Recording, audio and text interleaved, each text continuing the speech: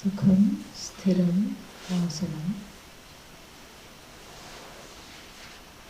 The seat is firm, yet comfortable.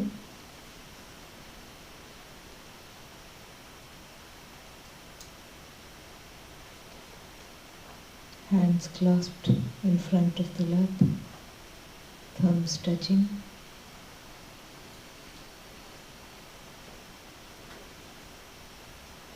And we begin with the breathing, paying attention to the breath, which is ideally long, deep, and if possible, silent.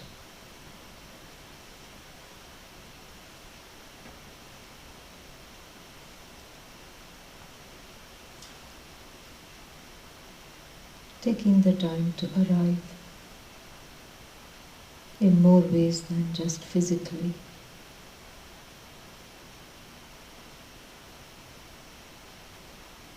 Using the prana, the breath, to bring one back, the awareness back to the body.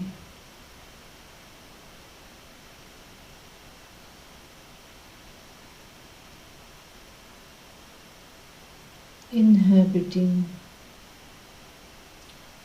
the Ishvara given body fully.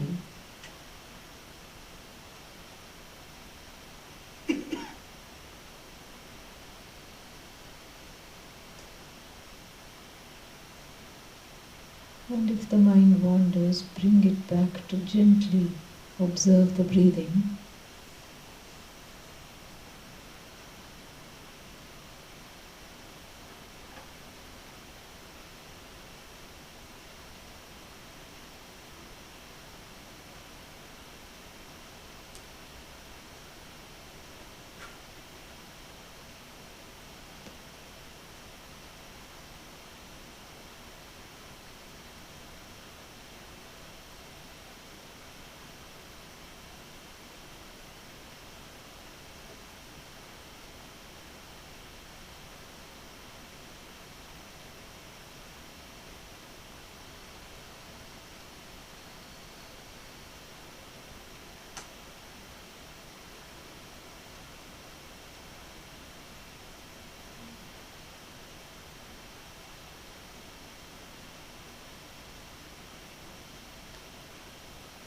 And with each inhalation, allowing the body to relax, to go a little deeper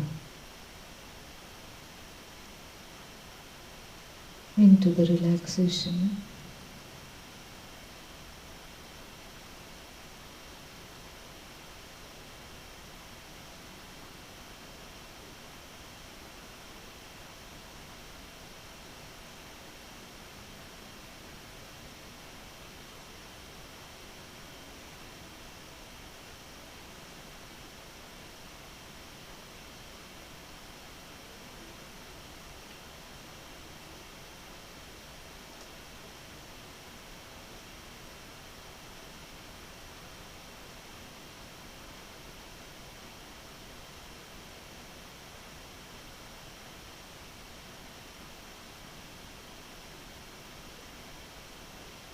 Relaxation that is beyond sleep.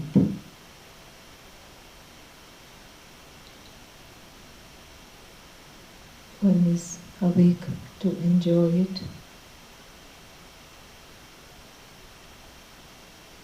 Just by merely breathing.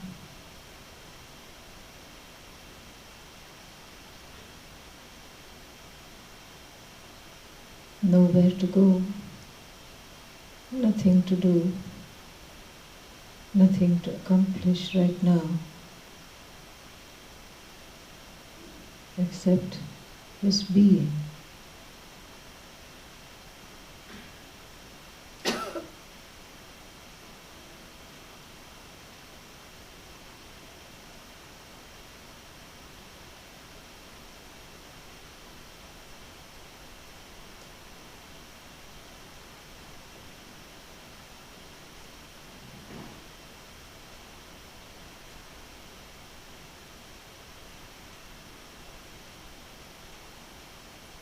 if thoughts about wanting to be elsewhere, concerns about things left undone, just gently bring the mind back to the breath with a small reminder, all I have to do now is just breathe.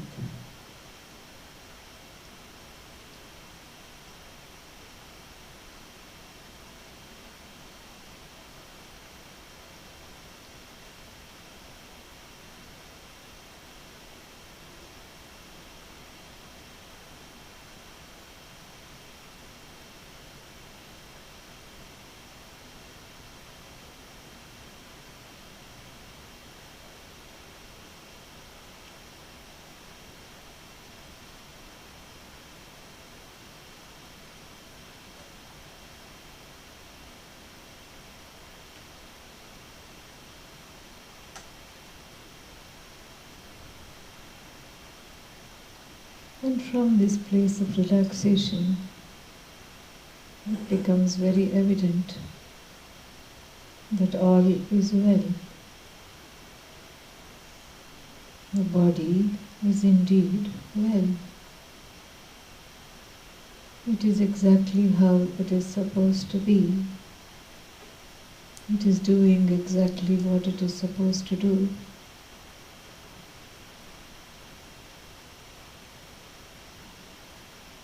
It is not outside of the laws of the Lord.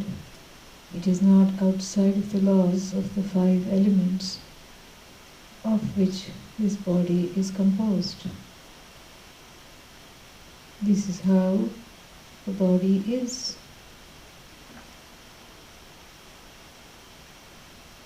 Sometimes it has a feeling of lightness. Sometimes it feels like a load to carry. Sometimes it is sprightly. Sometimes it is dull. All the time it is changing.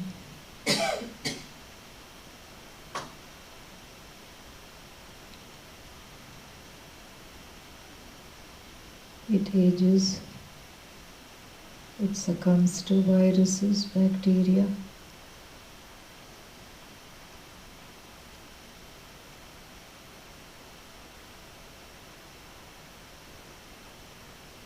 I, Sakshi, the observer of the body, one who was just now observing the breathing, have to be free of the changes, have to be unafflicted by the afflictions of the body, because the observer is not the observed. I cannot observe the changes of the body if I too am subject to the same changes. Om Namaha, Om Namaha, Om Namaha, Om.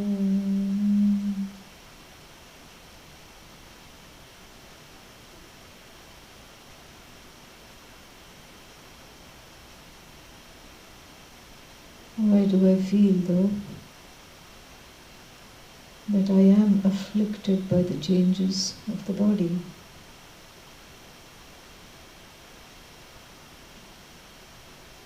Thankfully, it is just an appearance.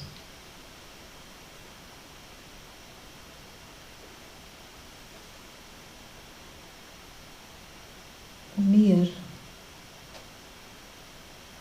problem of samsarga, association. The all-pervasive I, sarvavyapi, the truth of all beings, sarvabhutantaratma, the witness of everything, sakshi, the conscious being I, in whose presence everything comes to light, Cheta, the one who is without form, Nirguna, is as it were as though associated with this body. Like even a crystal sitting on a red cloth appears to be red without being so.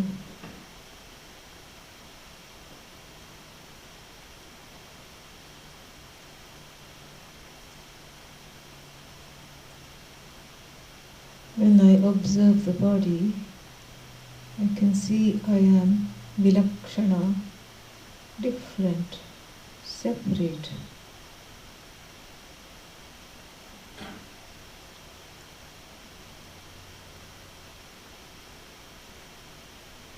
As though inhabiting this body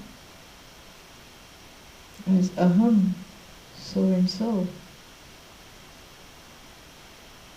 the one who has a name, the one who has assumed a form, is the same nameless, formless I in all bodies.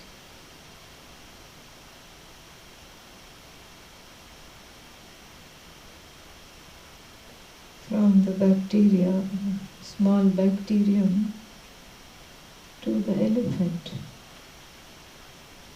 same conscious, all-pervasive, all-knowing awareness.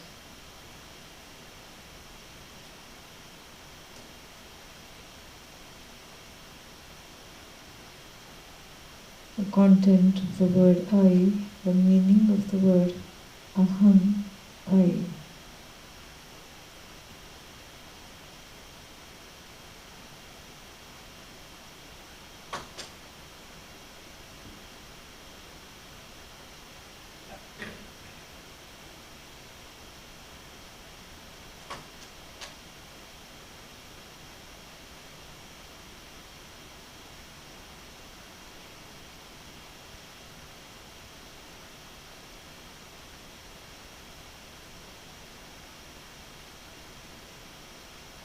This body is my body,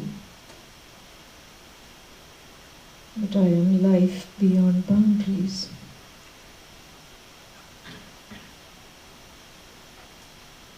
I am existent everywhere. Everything that is blessed with a name and form is myself alone. I am the I in every body.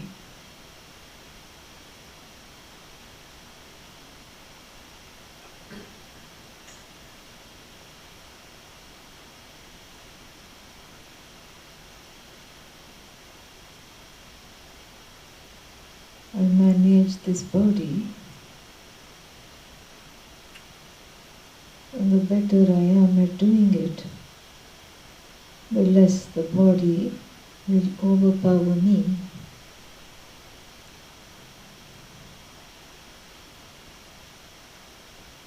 I am free, I am whole, unfragmented, one without a second, ekameva advitiyam.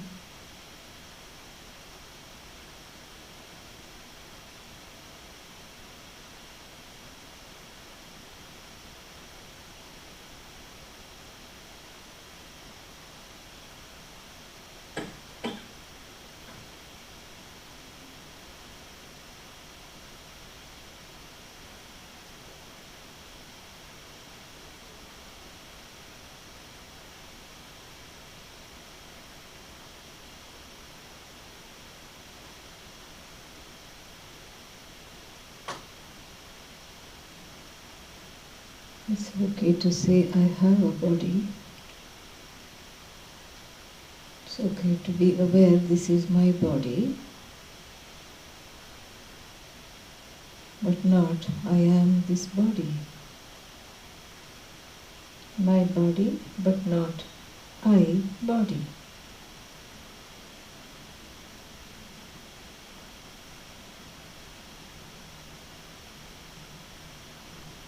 Paying attention now to observing the mind. Little harder than observing the body, we find, because unlike the body, the mind is a little more subtle, not easy to grasp.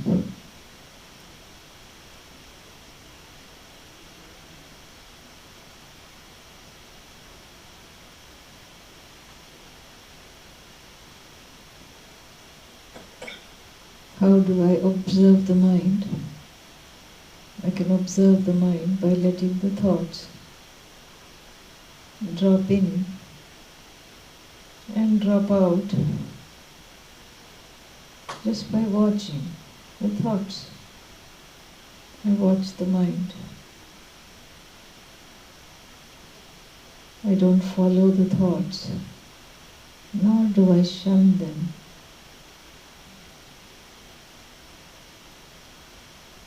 Thoughts come, thoughts go, like even autumn leaves falling on a moving stream.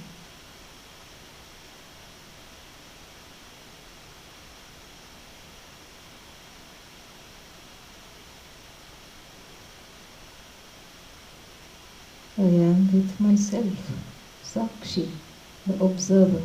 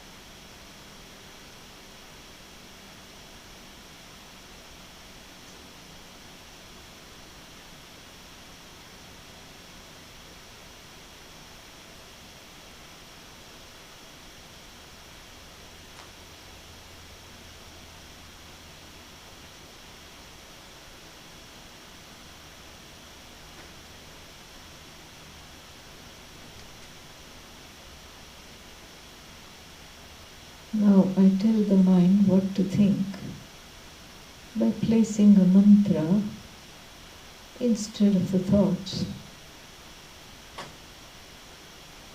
For now we can just use Om Namah Shivaya.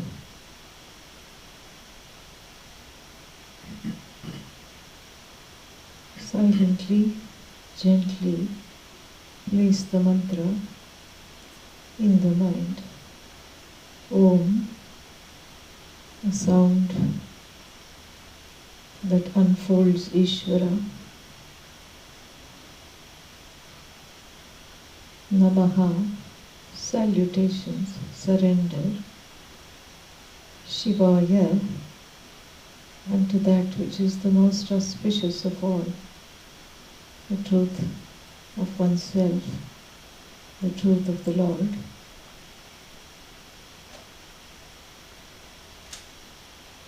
Before we begin the chant, a few things to remember.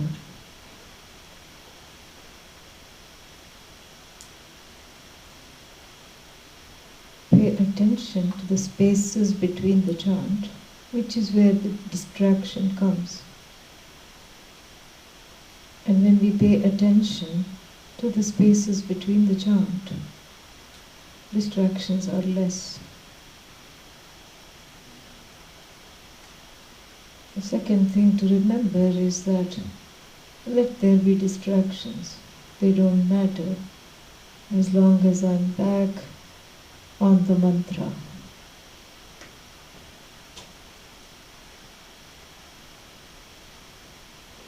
Chant. Begin the chant now.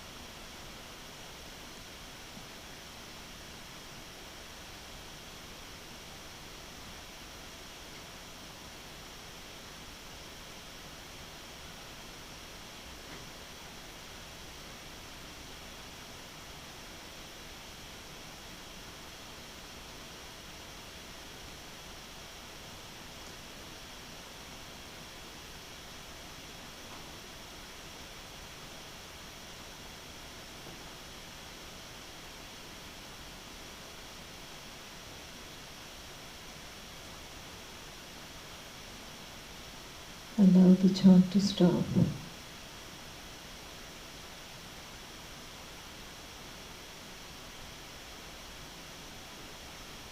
Be with that which yields when the chant goes away. Some call it silence,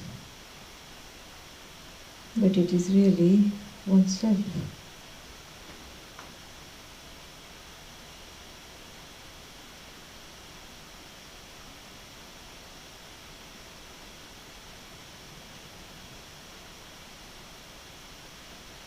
Chant is that which reveals the one who is conscious of the chant.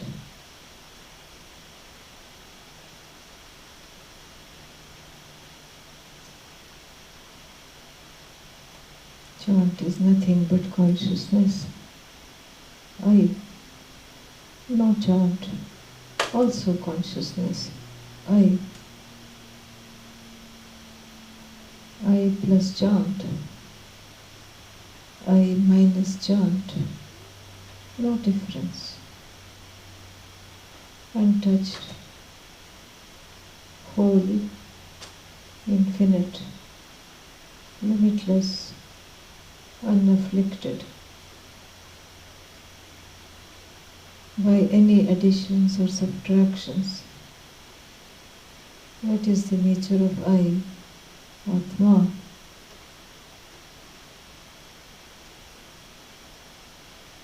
Something I can acknowledge to myself now is the fact that being myself is comfortable. Being myself is effortless. Finally, being myself is enjoyable. No stress, no fuss. Om Shanti Shanti Shanti. When you're ready, you can open the eyes.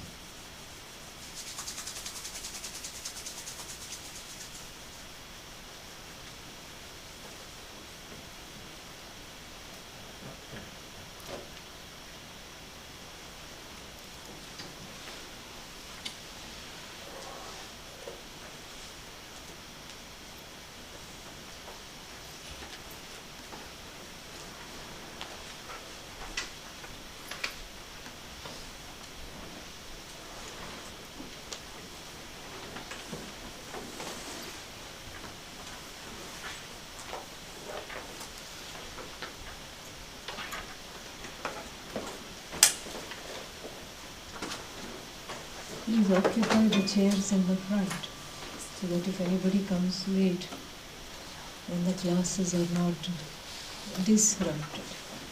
I would like to have the text, please. This can be made a little louder.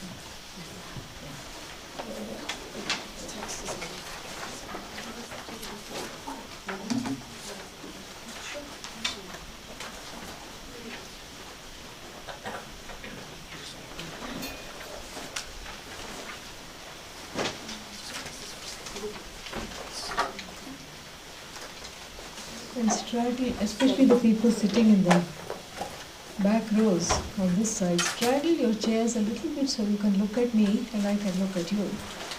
Otherwise I'll be playing some dodgeball for the next 2.5 hours.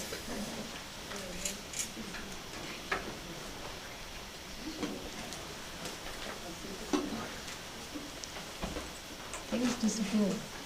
Things disappear. Is it louder? It is louder. Or maybe my hearing is gone along with it. Not everything has come.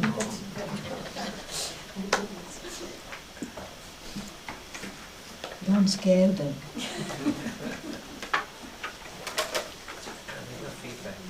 Huh? Feedback speaker. It is not with the feedback speaker. Oh, that's why I'm not able to understand. But it's clear enough in the back. In the back, can you hear me if I speak softly? Yeah? Yes? Okay. Yeah, so straddle your chairs a little bit. I can't see Manju there. Yeah, there you are. Okay, good. Yeah, this side is not a problem. Is taraf pata nahi kya ho raha hai. You know, it's a little... It's like one of those, this reminds me like of an airplane. 2 seats on one side, 3 seats on the other side. And it's kind of nice because it means we are ready to take off. That's wonderful. Everything is fine. Yes. So, before we begin the prayers, which are on the first page, first I have a few remarks to make about what we are going to embark upon in the next 3 days. So we have an idea. And I won't take it personally if nobody shows up tomorrow after the introduction.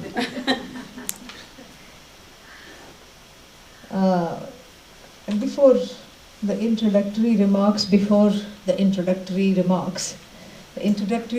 are going to be made before the introduction, I have a question. How many of you know the Shanthi Mantras? At least most of them here. Can you please raise your hands? Okay, wonderful. So, those who know how to chant it, can chant it along with me. And what we will do is, oh no, something has happened with the mantras.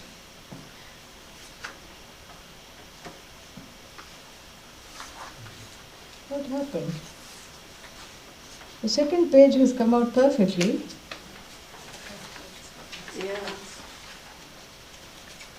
It's a sad situation when the Shanti mantra gets an obstacle. This is Bhagavan's a little humor, to inject a little humor into the situation. Does anybody? So obviously some copies have been affected and some not. What is the secret? The diacritics turned into dots. I know, but why? Yeah. I think somebody else printed some of the Who copies. printed this? Zarina. Zarina, okay. Yeah, so These don't go by copies- this. Okay. Huh? No, B- no. BYOM, bring your own mantra tomorrow. Okay? Yeah. And you both can share for today?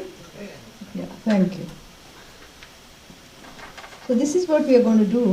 These are the Shanti mantras. We'll chant together, all of them, until the one line, the one line one, Om Bhadram Me Apivataya Manaha, which is, kind of on the third paragraph on page 2. So this one, starting this one, we will have a call and repeat, because some of this is specific to this study. And the number of, has the text been uploaded on Adobe? No, Swamini. Okay, so they have no idea what, maybe it is there on the, they have no idea what we are studying, right? So could you do that in the break? Yes. Okay. So right now just chill in the break. It's on our Arsha Vidya Center website if you want Yes. to Yeah, you can go to arshavidyacenter.org and you can download if you don't want to wait. And at some point we'll put it up. Now that it's available there, the incentive is less for us to do that in the break. So, so to go to arshavidyacenter.org and then you will see the announcement for these talks. And then you can, print out the Adhyasa Bhashya text. So, this is a deep and involved study of what are known in the tradition as Brahma Sutras. Brahma Sutras comprise an important part of the Vedanta literature that comes under the what must be studied called Prasthanatraya. Prasthanatraya, three kinds of things are studied, that what is called Vedanta. When you unpack Vedanta, you have three things, and one of them is of course the Upanishad. What is the other one? Bhagavad Gita, very good. And the third one is this Brahma Sutra. And the study of the Brahma Sutra has a very special place in the study of Vedanta. It is like the crown to cap off everything. It is finally where, the place where the dunce cap that one is wearing for many, many, many births comes off and one is crowned with what is, Nishtha, the crown of Nishtha. Nishtha means certainty in the understanding that I'm not this body-mind complex. I'm that which I really already seek to be. This is what, is the Brahma Sutra. And more about that I'll talk. The study of the Brahma Sutra presupposes that one has had some exposure to the Upanishads. Why? Because the Brahma Sutras analyze the sentences of the Upanishads. It is called Mimamsa. Mimamsa is the Sanskrit word for analysis. And since Vedanta is all about me, it is very appropriate that the word for analysis is Mimamsa, all about who this I is. And in the process of this analysis is thousands of years old. It predates Shankara because it was already there. The Brahma Sutras were there for him to comment upon, written by Bhagavan Vyasa. And these Brahma Sutras are, have been heavily commented upon because ours is not a belief-based tradition. There's nothing, what is there to believe? You exist. Yes, sir, I believe you. This is not the way to go about it. That you exist is something experienced by you all the time. It is Anubhuti Swarupa. It is experienced. And so therefore, there is nothing to believe, and which gives way to analyzing what the nature of this existence is, who this I is, what this I is not, why this I is a certain way, and why it, even though I am Brahman, how come I don't feel it? A very famous question for everyone. And if you have that question, then the Brahma Sutras are for you. Yeah, because that is what it concerns with these kinds of topics. And we are not shy of analysis. the whole, what is that, the culture of Western academia, I call it, is something, it's like baby talk for us. Somebody critiquing somebody else's writing and saying, oh, this is not okay, and one more new PhD being born. That is nothing for us. We have done this a long time ago, where the words of the Upanishad, if they were a fabric, are beaten on the stone of this Mimamsa analysis, this particular kind of analysis, which I will talk more about. Beaten, made, the words of the Upanishads are made threadbare, where all the meanings that don't belong, all the meanings by association, all the meanings that have crept in which are not correct, all the meanings that I want to see because I have some desire, some raga dvesha to see the meanings in a certain way, all my own pressures are removed from the sentences of the Upanishad to make them reveal themselves to me in the way that was intended. So this is, in short, the Brahma Sutras.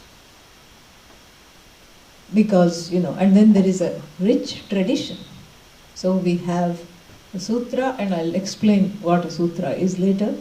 We have the sutra, which is like aphorism-like sentences. Then for that we have Bhashya, a in-depth commentary, and Adi Shankara's is the most famous and a very important link to what came before. And then the Bhashya, is then commented upon, called Tika. Tika means critical notes which explain the Bhashya, sometimes differ from the Bhashya, or augment the Bhashya, the commentary. Then the Tika, it's called Tika. And the Tika itself attracts other Tikas. Because one Tikakara means Tika person. One Tika person says, why should there be only this Tika? I see it differently. And I happen to have some time on hand. So I'm going to write one more Tika. So it is, so there is a Tika explaining the Bhashya, and there is another Tika explaining the Tika, and another Tika explaining the Tika, explaining the Tika, explaining the Bhashya. Okay? So we have all these things. And then there is vritti. Vritti means it just explains, just basic sentences are used to explain it. It is not critical analysis. So then there is vritti. And there is all kinds of things.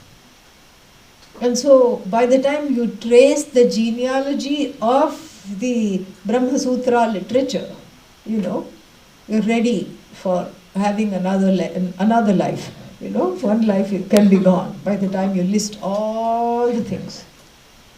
It's a huge compendium of things.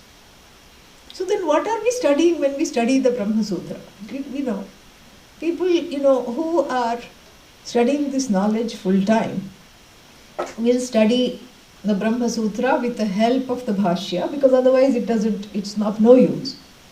Then after the Bhashya, one or two Tikas are studied to get some semblance.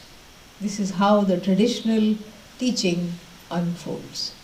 This is what, this is what we are in for.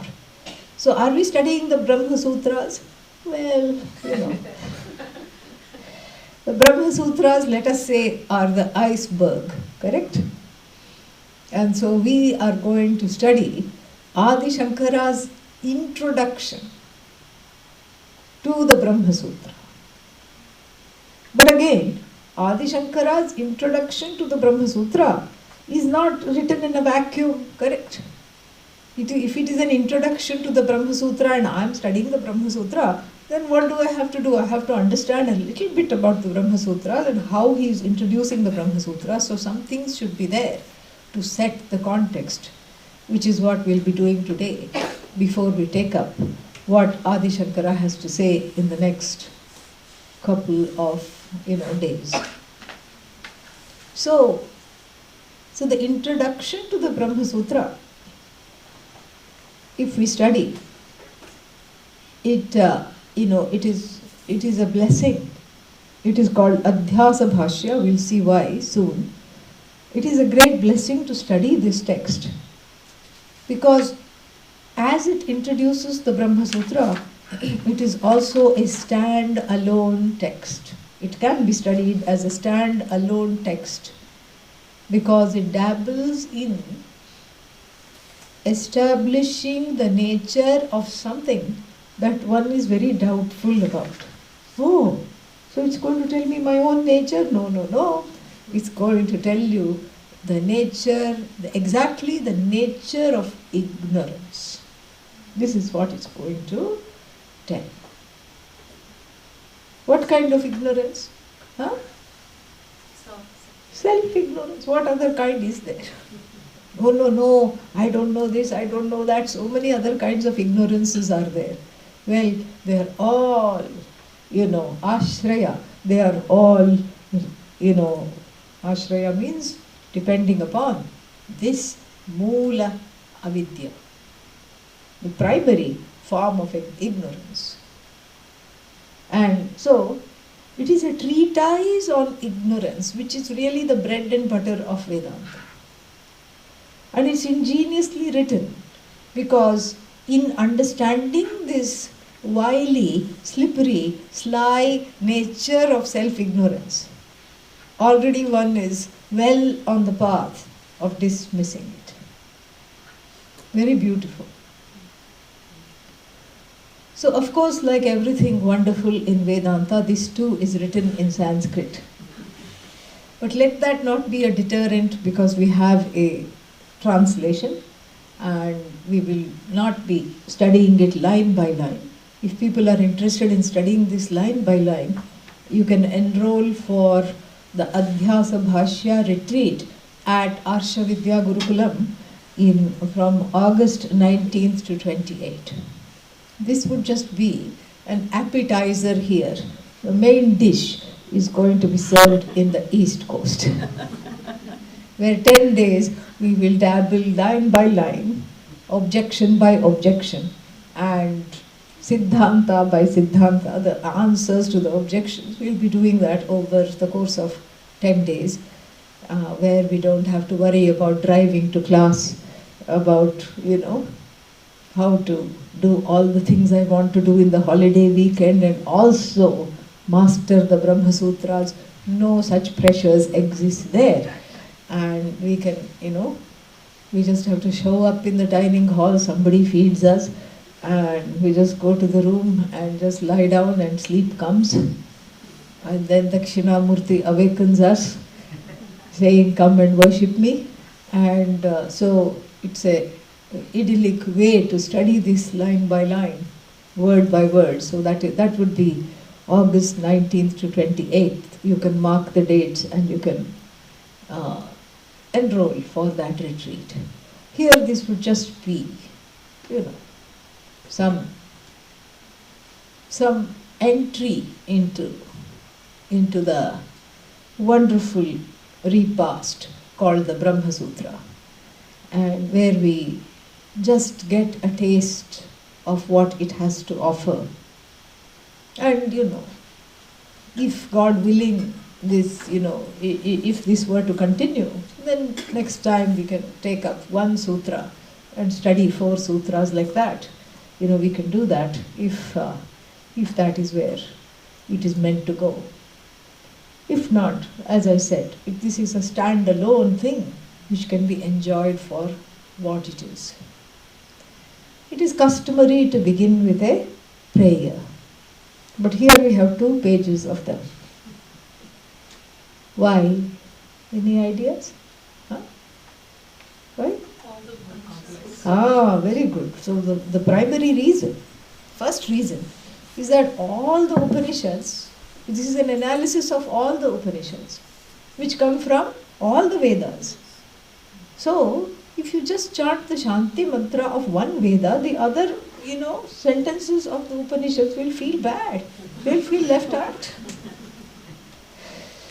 So, since all the Vedas are systematically, simultaneously being analyzed. So all the mantras, all the 4 mantras are there. 4 mantras belonging to all the Vedas are talked about. So the Rig Veda Shanti Mantra you will find here.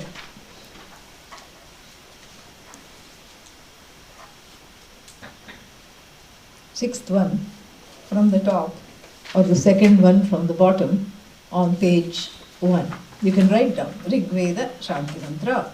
Is that the one that starts with Om Mani? Yes. Second one from the bottom, or the 6th one from the top. Then Rig Veda Shanti Mantra and Yajur Veda Shanti Mantra.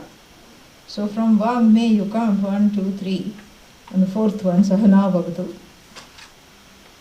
And the one after that Purna Madaha, Sahana Bhavatu Krishna Yajur Veda, Purna Madaha, what? Shukla. Shukla Yajurveda, yes. Yeah, I just sometimes ask questions to make sure everyone is awake. Yeah. Shukla Yajurveda. And then what is left? Samaveda. Just go underneath Purnamadaha Purnamida. Samaveda. Apyayantu mamangani. And the last one, Bhadran Karnevi Sriniyama Deva. But then we find that there are 2 extra mantras on this page, also known as Shanti Mantras. And then there are 3 other Shanti Mantras on the next page. Why? That is the question.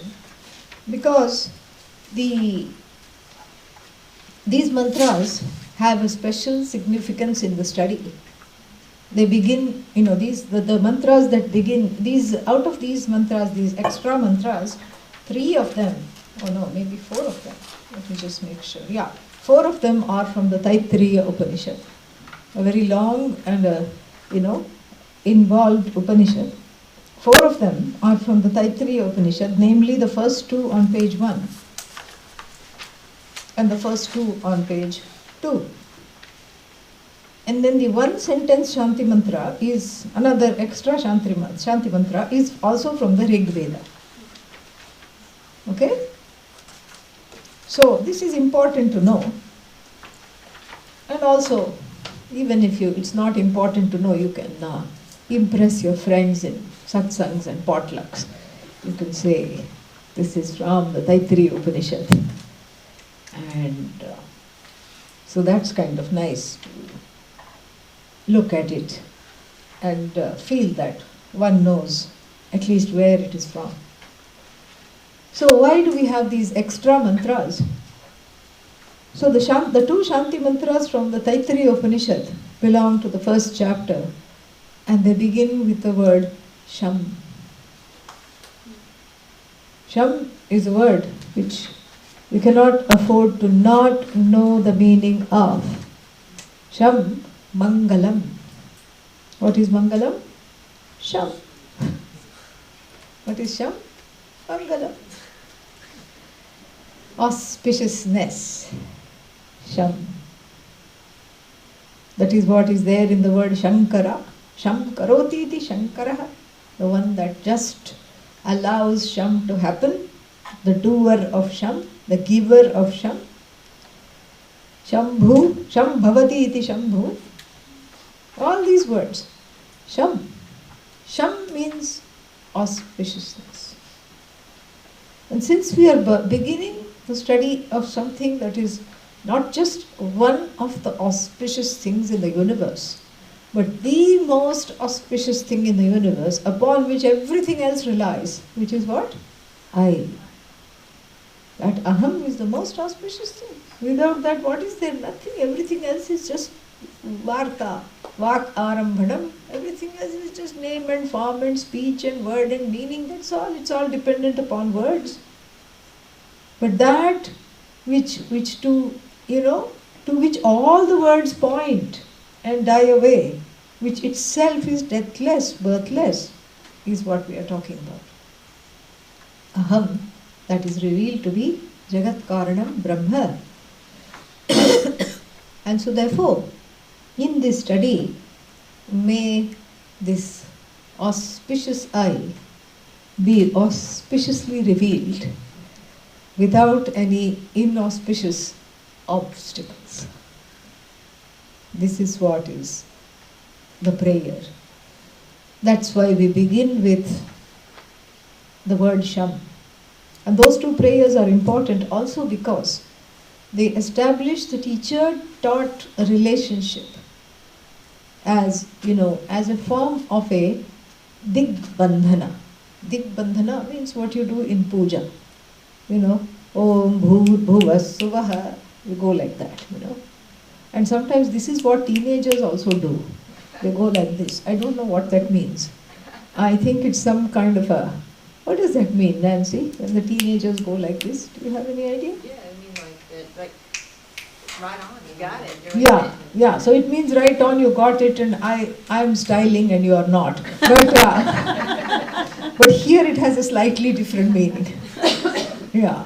When you say Om Bhur Bhuvah Suvaha, you are, making a kavacha.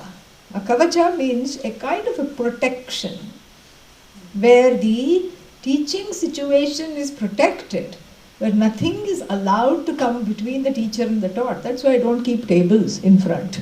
Yeah, that's why I put the tables aside. You table the table so that there's nothing there, and then between the teacher and the taught, there is nothing that comes. And we are not even allowed, once the Shanthi Mantras are chanted, we are not allowed to walk in between the teacher and the taught. There are all these rules of engagement. And there is nothing that is coming in between the teacher and the taught, because once the Shanno Mitra and other Shanti Mantras are chanted, that we are in a sacred bubble, so to speak, where nothing from the outside can assail this relationship and this whatever is being given and received over here, because it's a two-way street. It's a two-way street, and that's why that's why we are forced to have a kind of forced to make up a duality which is non-existent between the teacher and the taught, because the teacher is what? Atma, Satchidananda Atma. Who is the taught? Satchidananda Atma. Still we say Guru, and then we say Shishya. And this, as though distinction that is made is for the purposes of, analyzing the Shastra, for the purposes of gaining this teaching. And so this Digbandhana is done in the first two mantras in a very ingenious way by appealing to the devatas on the level of the Adhibhuta, and Adhideva, meaning on the level of whatever is available, in the surroundings. So, what is available in the surroundings is the sun. Shanno Mitra. O Mitra, the sun. May the sun shine the light of knowledge.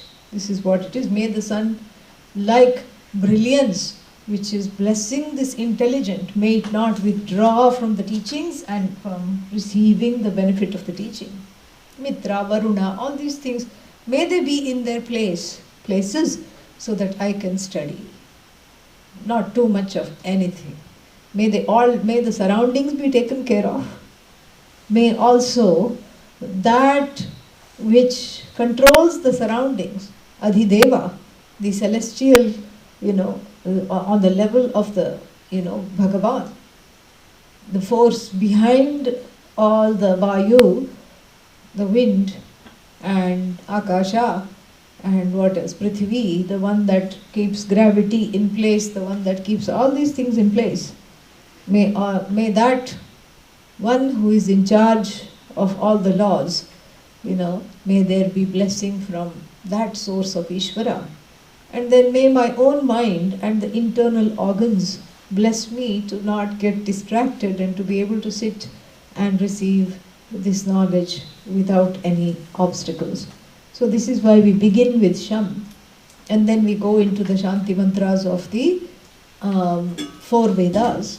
And the other 2 Shanti Mantras are important because, the other 3 are important because The first one on page 2, Yash Chandasam Rishabho Vishwarupaha, that is a what is that? A salute to Om.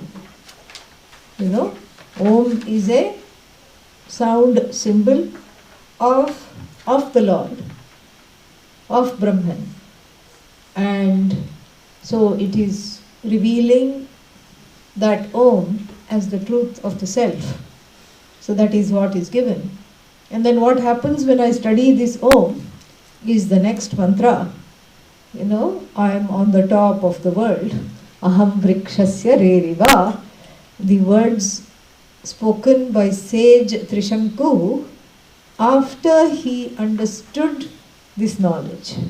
He went into an ecstatic mood, and from this ecstatic mood expressed his happiness by saying that I am on top of this world, nothing can touch me, no one can get me, and I am the source of all the Vedas, I am the source of everything sacred, I am one with everything, nay, I am everything.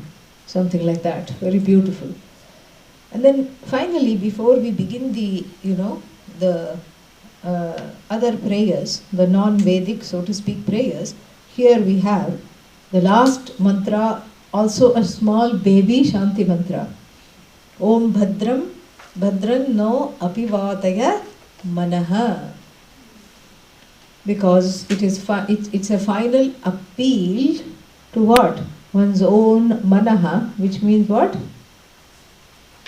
Hello, wake up. Manaha means what? Yeah. So manaha means mind. It's an appeal to one's own mind to not bother me. Oh Lord, please take care. This mind I'm giving to you. Because what can I say about the mind other than never mind? It's the only thing that can be said for sure about the mind. So this mind I'm giving to you, apivataya, protect this mind. From what? Itself, unfortunately. Protect this mind from coming to wrong conclusions, from getting distracted, like it was just now when I asked for the meaning of the word mind. Protect it from itself, really. Bhadram me apivataya manaha. Bhadram means let the mind be a source of auspiciousness, because otherwise it will drive you crazy. So many useless thoughts come. Did I make the right decision to sign up for this? What are you going to do? You are already here. May as well enjoy it. Should I come tomorrow or not? Survive today, then we'll find out. This is all just whatever, And who is this teacher? Where has she come from? Doesn't matter. I am here, you are here. Listen. That's all it is. Anybody can be sitting in the chair. Doesn't matter. The teaching is coming. It's not about the person. It's about the parampara. So sit and listen. And, how can Brahma Sutras be so easy? So far I have understood everything. This is another problem. Yeah. Most people are worried because they are not understanding. And some people, Brihaspatis, are worried because they are understanding everything and maybe I'm missing out and I'm having a good time and I'm not supposed to be having a good time. Who said that? No, it's just some, That's how I grew up. In my family, no one has a good time. Well, that's why you have a satsang family.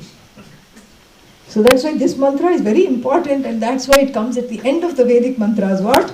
Bhadram me apivataya. Apivataya means save me from my own mind. Oh Lord. So that it is Bhadra, it is the source of Bhadra. Bhadra means auspiciousness. So that the mind, thoughts have power. We don't see this. Thoughts have power. If you keep thinking, I don't think I'll get it. Brahma Sutra, And sometimes when they say the word Brahma Sutras, the eyes fly up. I don't know why. I don't know if I'll ever get it. And if we keep saying that to ourselves, many, many times, then it becomes true. Why? Because the orientation is such that I have self-sabotaged myself to not see what I can actually see. This is, so this is what the Shanthi Mantras from the Veda are. Then we have a mantra in the tradition which is rarely, which is not used in so much except when we study the Brahma Sutra. But it is like another version of Sadashiva Samarambham, which you know. And this is tracing the teaching lineage from, not from Shiva, but from Narayana for a change.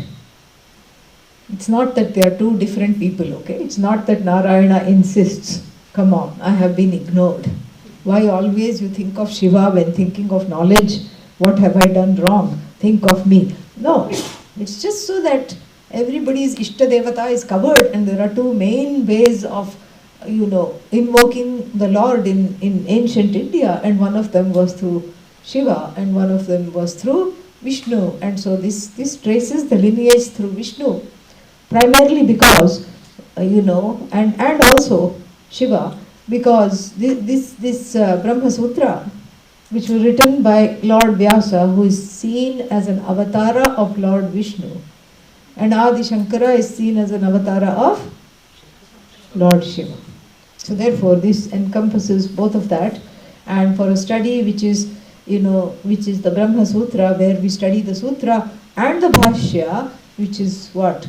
Both a collaboration of Vyasa and Adi Shankara. This is an appropriate prayer. Then we have two verses in the praise of Om. Before that we have one more Upanishadic mantra. It's not a Shanti mantra, but it's a very beautiful mantra from the Shvetashvatara Upanishad. Yo Brahmanam Vidadhati Purvam, Yo Vai Vedamscha Prahinoti Tasmai. This is a mantra from the Shvetashvatara Upanishad, where the person, after invoking the lineage, the student after invoking the lineage, is, remints himself as a mumukshu. Who is a mumukshu? Seeker, desirer of moksha. Yeah. So here one reminds oneself through this mantra that Sharanam Aham Prapadye, I seek refuge in that Lord who gave the Vedas before or along with the creation, and who is the creator of Lord Brahmaji himself, and the one who blesses, who lives in me as the light of that buddhi, the intellect, which objectifies everything. Atma Buddhi Prakasha. And who is this I? I am no longer the body, mind, sense complex. I am Mumukshu. That's who. And this Mumukshu Sharanam Aham Prapadye, I fall at your feet. Please reveal yourself to me. Very beautiful prayer. And then the next two prayers are in praise of Omkara. Omkara has been, lauded in the Shastra as the ultimate symbol, sound symbol of the Lord. It at once reveals the nature of the Lord and the nature of I. It reveals the nature of the Jagat, the Jiva and Ishvara. All are Om. Jiva is nothing but Om. Without knowing that, one is not at home. One is only at home with Om as Om. And then what is this Jagat? The Jagat can just be reduced to a monosyllabic word, Om. because that which is the creation is non-separate from the creator in our tradition. And then what is the truth of the creator? Om Satchidananda. Om Satchidananda plus Jagat. Om Satchidananda plus creative power of Jagat. Om Satchidananda plus the one who thinks I am not Satchidananda. Om. So therefore this Omkara has a very, abiding presence. In fact, that is the one that has to be understood. And so here there is a prayer to the Lord in the form of Om. Make me come home to Om. Make me be at home with Om. Let Om reveal itself to me, as non-separate from me. And why Om? Because Om is the most auspicious thing, because it is everything.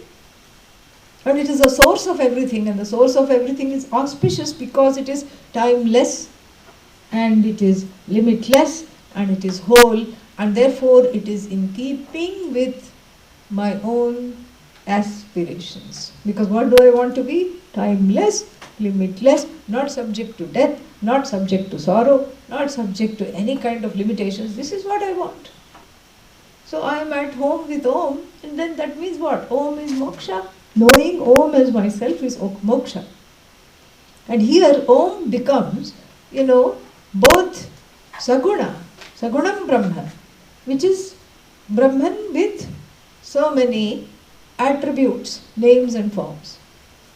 And then it is also Nirguna, essentially formless, but that which is limitless enough to inhabit all names and forms without becoming, quote unquote, any one of them. This is Om. That's why whole day you can keep saying Om, Om, Om. Very nice. And so this Om, may it bless me. Because Om is Mangalam. And Mangala means it is a Mangala Suchaka. It is a sound of blessing, it's a sound of auspiciousness, which has the power. Sound has power. That's why all the Shanthi Mantras have power, the notations have power, and the Om sound itself, whenever you articulate it, whenever you hear it, it has the power of removing everything inauspicious. And in California we have a word for that, a modern word, which is negative vibes. Yeah. So if one is concerned about, what is that called? Negative vibes, then it's very simple, you don't need anything. You just say Om, Om, Om. And then there is a story connected with the creation, a creation mythology in the Hindu tradition, where Lord Brahmaji apparently created the whole universe, infallible universe. And then he was very pleased with himself. And what did he say? Om. And then he said, Atha. Atha means, this is it. Here it is, this is it. And so that also, has become a Mangala Suchaka. Oma, Om and Atha. So this is, the last two mantras are for, the singing the glory of Omkara. So now, with these words, we can at least enjoy and know what we are chanting. So if you know this, you can chant. Otherwise, just follow along and you will pick it up. Or maybe, when you study chanting, you can be taught that. Om Shanno Mitrasham Varunaha Shanno Bhavadvaryama Shanna Indro Brihaspatihi Shanno Vishnurukramaha Namo Brahmane Namaste Vayo Tvameva Pratyaksham Brahmasi Tvameva Pratyaksham Brahma Vadishyami Ritam Vadishyami Satyam Vadishyami Tannamavatu Tadbhaktaramavatu avatu mam, avatu bhaktaram. Om Shanti Shanti Shantihi. Om Shanno Mitrasham Varunaha, Shanno Bhavatvaryama, Shanna Indro Brihaspatihi, Shanno Vishnurrukramaha. Namo Brahmane Namaste Vayo, Tvameva Pratyaksham Brahmasi, Tvameva Pratyaksham Brahmavadisham, Ritamavadisham, Satyamavadisham, Tanmamavid, Tadbhaktaramavid. Avid mam, avid bhaktaram. Om Shanti Shanti Shantihi. Om Sahana Bhavatu, Sahanau Bhunaktu, Saha Viryam Karavavahai, Tejasvinavadhitamastu ma vidvishavahai. Om Shanti Shanti Shantihi. Om Purnamadah Purnamidam Purnat Purnamudachyate, Purnasya Purnamadaya Purnamevavashishyate.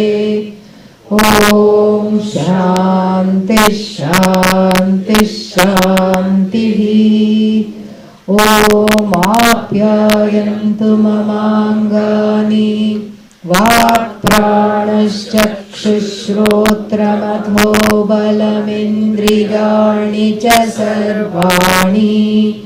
Sarvam Brahma Upanishadam, Maham Brahma Nirakuryam, Mama Brahma Nirakarot. Anirakaranamastva nirakaranam me astu. Tadatmani nirateya upanishatsu dharmaste magi santu, te magi santu. Om Shanti Shanti Shantihi.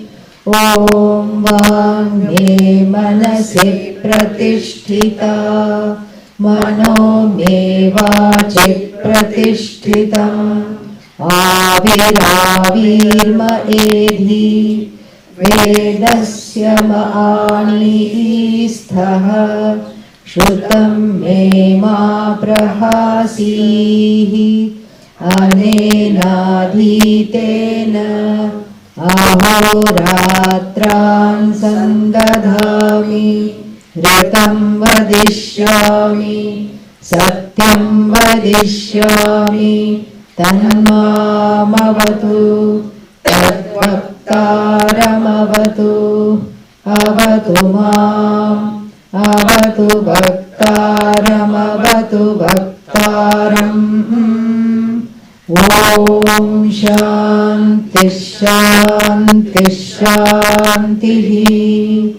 Om Bhadram Karnebhi Shrinivamadevāha, Bhadram Pashyemakshabhiryajatraha, Sthirairangai Stushtabhagam Sastanobhihi, Vishema Devahitai Yadayuhu. Swasti na Indro Vruddhashravaha, Swasti nः Pusha Vishwavedaः, Swasti nastārक्ष्यो अरिष्टनेमिः, Swasti no Brihaspatirdadhatu. Om Shanti Shanti Shantihi. ॐ यश्छन्दसां वृषभो विश्वरूपः छन्दोभ्योऽध्यमृताः सम्बभूव समेन्द्रो मेधया शृणोतु अमृतस्य देवधारणो भूयासं शरीरं मे विचर्षणं जिह्वा मे मधुमत्तमा कर्णाभ्यां भूरिविश्रुवं ब्रह्मणः कोशोऽसि मेधया पिहितः श्रुतं मे गोपाय ॐ शान्तिः शान्तिः शान्तिः अहं वृक्षस्य रेरिव कीर्तिः पृष्ठं गिरेरिव ऊर्ध्वपवित्रो वाजिनीव स्वमृतमस्मि द्रविणगं सवर्चसं सुमेधा अमृतोक्षितः इति त्रिशङ्कोर्वेदानुवचनम् ॐ शान्तिः शान्तिः शान्तिः. Next one you repeat. ॐ भद्रं मे अपि वातय मनः.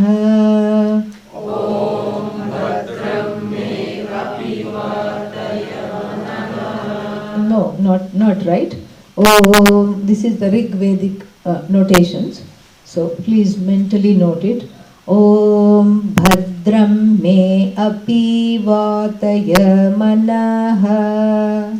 Om Bhadram me api vataya manaha. Very good. Om Shanti Shanti Shantihi. Om Shanti Shanti Shantihi. Narayanam Padmabhuvam Vasishtham. Narayanam Padmabhuvam Vasishtham. Shaktim cha tatputra parasharam cha. Shaktim cha tatputra parasharam cha. Vyasam shukam gaudapadam mahantam. Vyasam shukam gaudapadam mahantam. Govinda yogindra mathasya shishyam. Govinda yogindra mathasya shishyam. Shri Shankaracharya mathasya padma. Shri Shankaracharya mathasya padma. Padam cha hastamalakam cha shishyam. Padam cha hastamalakam cha shishyam. Tantotakam vartikakaramanyaan.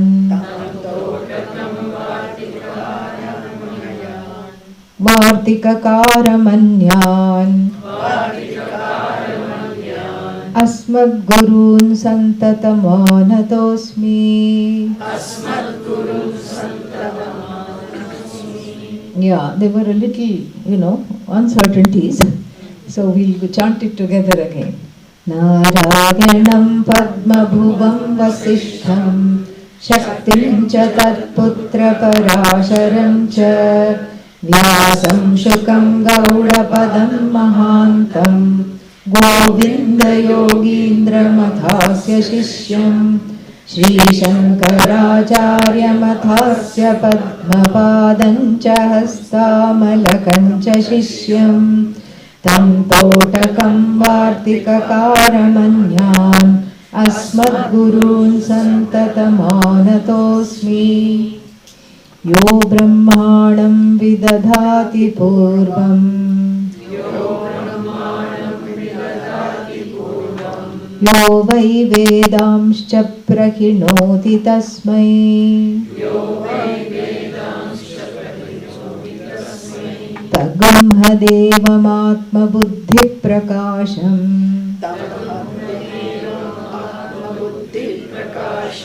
Momokshurvai sharanamaham prapadye.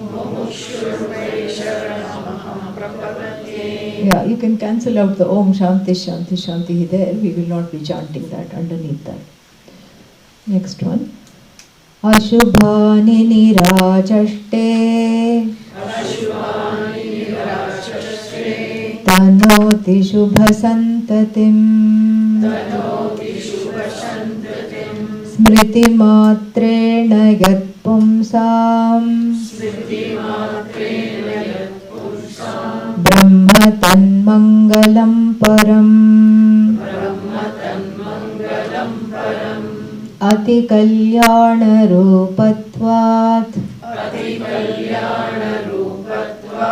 Nitya Kalyana Samshrayat Smartrunam Varadatvat Cha Brahma Tanmangalam Viduhu.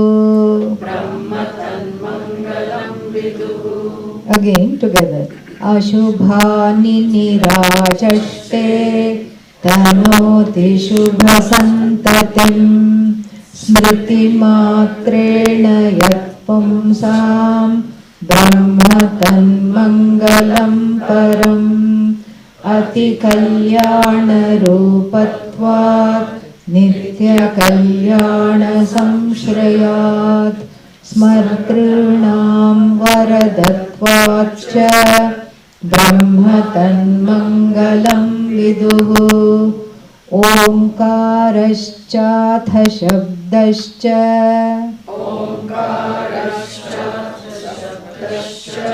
Dvavetau Brahmanah Pura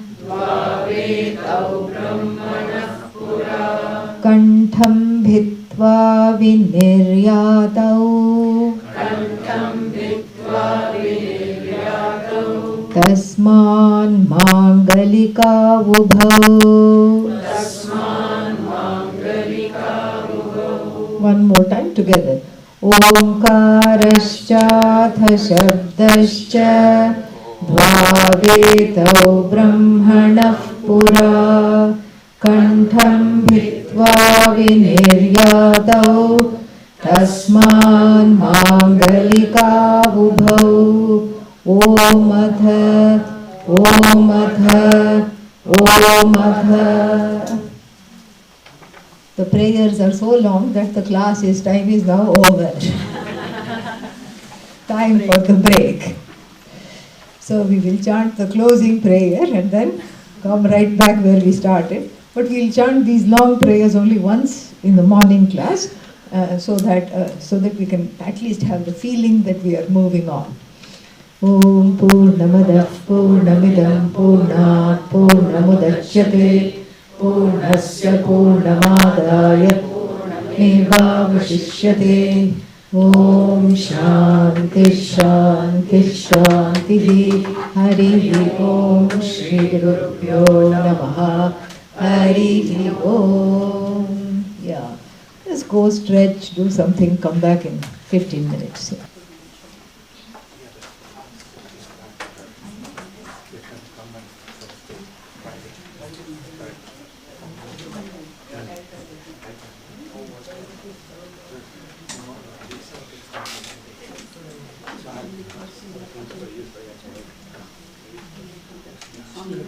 Still strong. That aspect of my life is the only one that is not following. Om Sahana Bhavatu Sahana Bhunaktu Saha Vidyam Karavavahai Tejasvinavadhitamastu ma vidvishavahai. Om Shanti Shanti Shanti. Sutra means an aphorism. Aphorism means a pithy, short statement that is expressing something very involved, very big. It's an art form. Not everybody can write sutras. And sutras have their own rules. Even how to write Bhashya, there are rules. How to write sutra, there are rules. And that which is a sutra has to follow, which is worthy of being called a sutra, has to follow certain conditions. First one, Alpaksharam. Alpaksharam means it has to be of few words. You cannot say,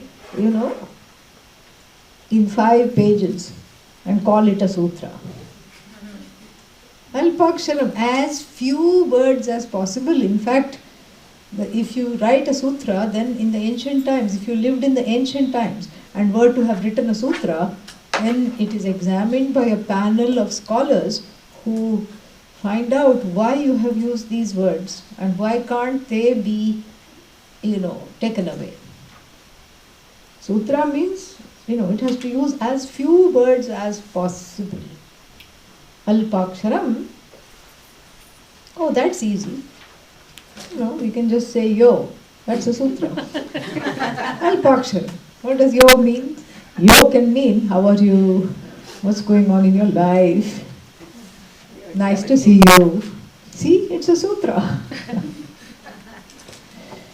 But it doesn't fulfill the next condition. Asandigdham means it should be without a shadow of doubt what it means. Here yo means so many things. We don't know exactly what it means. Here, not only Alpaksharam, Asandigdham, it should not come as a surprise what it means. What it means should be crystal clear, absolutely clear.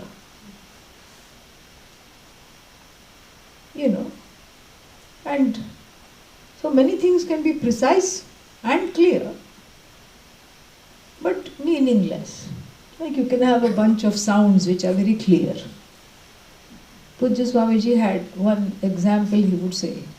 But he would say he would use a bunch of sounds to say that, Brahman has to be taught only using known words. And he would say, suppose I use something, Gagabagang. What does that mean? Nothing. It's very clear. But it is not saravat, pregnant with meaning, saravat. Sara means it should, unfold, it should unlock a whole plethora of meanings.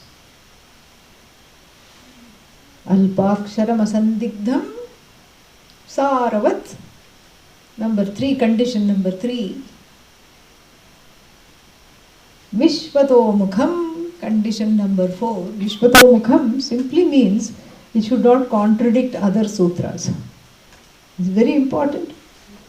And it should also be applicable, ideally speaking, in more than one situation. Like Dehali Deepa. Dehali Deepa means the light, the lamp on the compound in between 2 houses. There are 2 houses, there is a compound wall in between the 2 houses, and you put a lamp on there. Which yard will it shed the light on? Huh? Hello? Show some signs of life. Both. This is, all the quizzes here are no-brainers so far. Yeah. And I'm hoping for a better performance in this hour, okay? Yeah, well, once I asked like this, I like to make some, make sure people are awake. So one time I said, in some group, I said, Bhrigu, the son of Varuna, approached his father. What was the name of the father? And there was pin drop silence, everybody looking at each other. I don't know where it was, maybe in Pittsburgh or somewhere, I forgot. Room full of people looking at each other very perplexed. So these are all ways to, come back. Yeah. So Vishvato Mukha means it should be like a lamp that is lighting more than one particular yard on one particular compound. It should be lighting, shedding its light. If it's a real sutra of value and an authentic sutra, it should be shedding the light on more than one situation. Like one fantastic example is Paninian Sutras. OMG, So it'll, Hrasvaha, one sutra. Hrasvaha means use the short form. Where? And the conditions are already given. And that same Hrasvaha is used in a different context. Also, it is applicable in numerous situations. You know, dhatoho. And that dhatoho starts in 3rd chapter and goes all the way to the end of the 4th chapter. That same sutra is applicable. Ingenious. Saravat Vishvato Mukham. Astobhyam or Akshobhyam, both are permissible. Akshobhyam means it should not be subject to uncertainty in interpretation.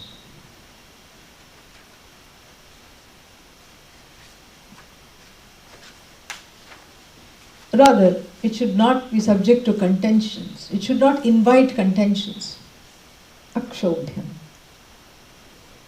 Then the 6th one, Anavadyam, it should be flawless.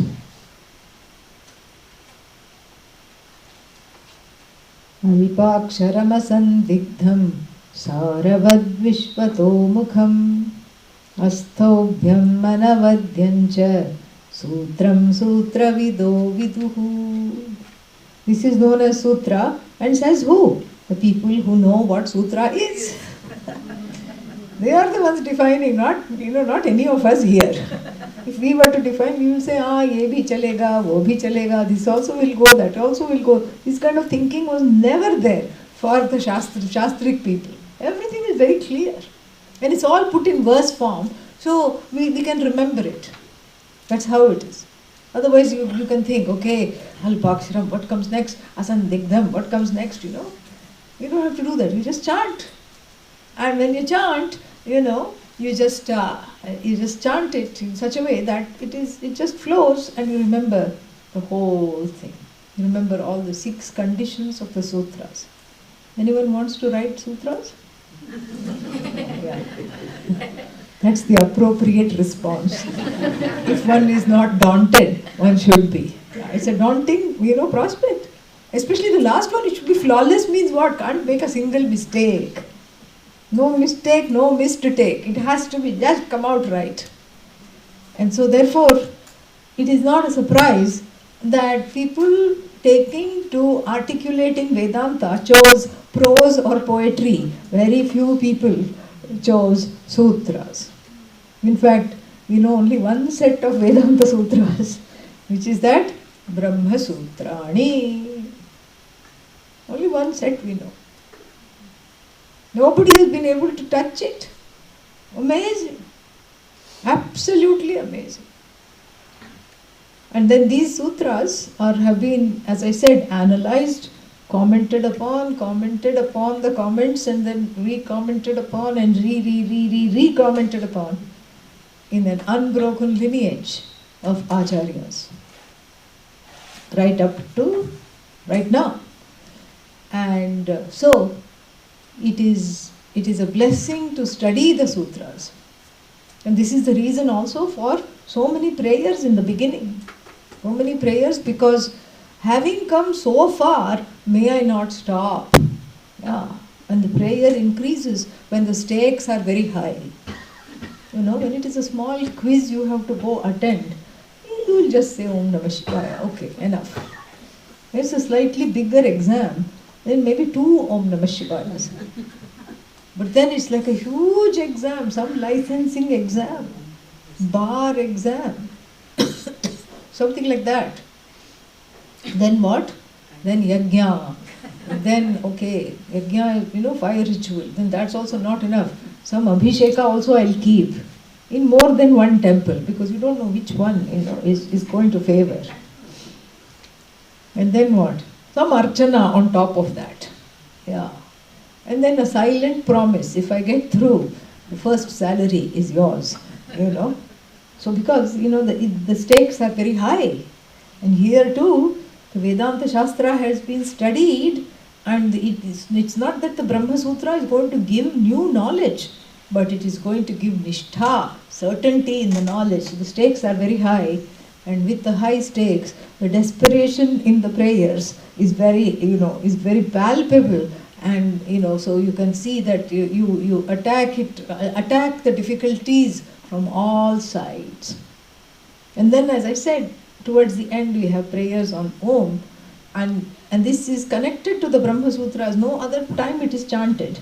Very interesting, these prayers.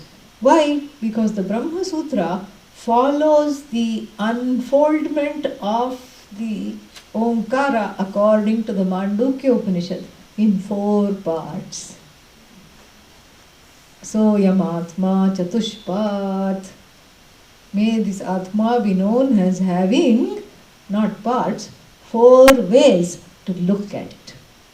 That's why we have 4 chapters. And those 4, we have 4 sections, which are further divided into 4 subsections, which each one has many, many topics. So that the number 4 has an abiding presence. And that's why we normally study the first 4 sutras. If we study the first 4 sutras, we have to say Dhanyaham, we are all blessed. You don't have to study all the 555 or how many ever there are. People do that. People study all 555 of them, but the first 4, has the synopsis of all the 55 Brahma Sutras.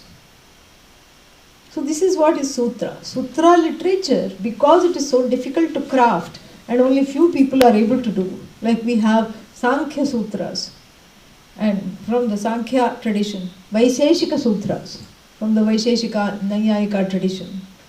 And then we have one more famous set of sutras. What is that? Yoga Sutras of Patanjali. Brilliant. Amazing. Yogaschitta Vritti Nirodha. See, Alpaksharam, short, first sutra. Yoga is cessation of the mental modifications of the mind. Very, very interesting definition. Definition of yoga. Actually, that's the second sutra. First one is Atha Yoga Anushasanam. Atha, that same Atha, Om Atha, that Atha, Mangala Suchaka.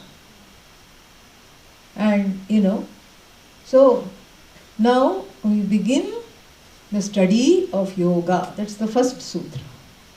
And even that word Atha is highly contested. What does it mean? How to do this? How to understand it? Amazing. And so Vedanta also has sutras like this. This is, the revered Brahma Sutra, written by Adhyasa. And since it is rare, it is hard to write in sutra form, every sutra is granted the status of a Mula Grantha. Mula Grantha means the original text. That is how we have to study. That's why it's a serious matter. This is not like, oh, this is okay, that is okay. This is something, to really look into. Then the other thing we have to understand is that it is the same as Mula Grantha. That means what? If it is a primary text, my attitude towards the primary text has to be one of what? Receptivity. That it has something to say that I need to hear. This is something, that is what is receptivity. And the Sanskrit word for receptivity is? Hello? Shraddha. Yeah. Shraddha. Shraddha is receptivity. Because, what's the use of coming and sitting when the mind is always, retaliating whatever is the book says, whatever the Bhashya says, whatever the unfolder of the Bhashya says. Shastrasya Guru Vakyasya Satya Buddhyavadharana Sa Shraddha Kathitha Sadbhihi Yayaksharam Even Shraddha is defined. There is a definition for Shraddha.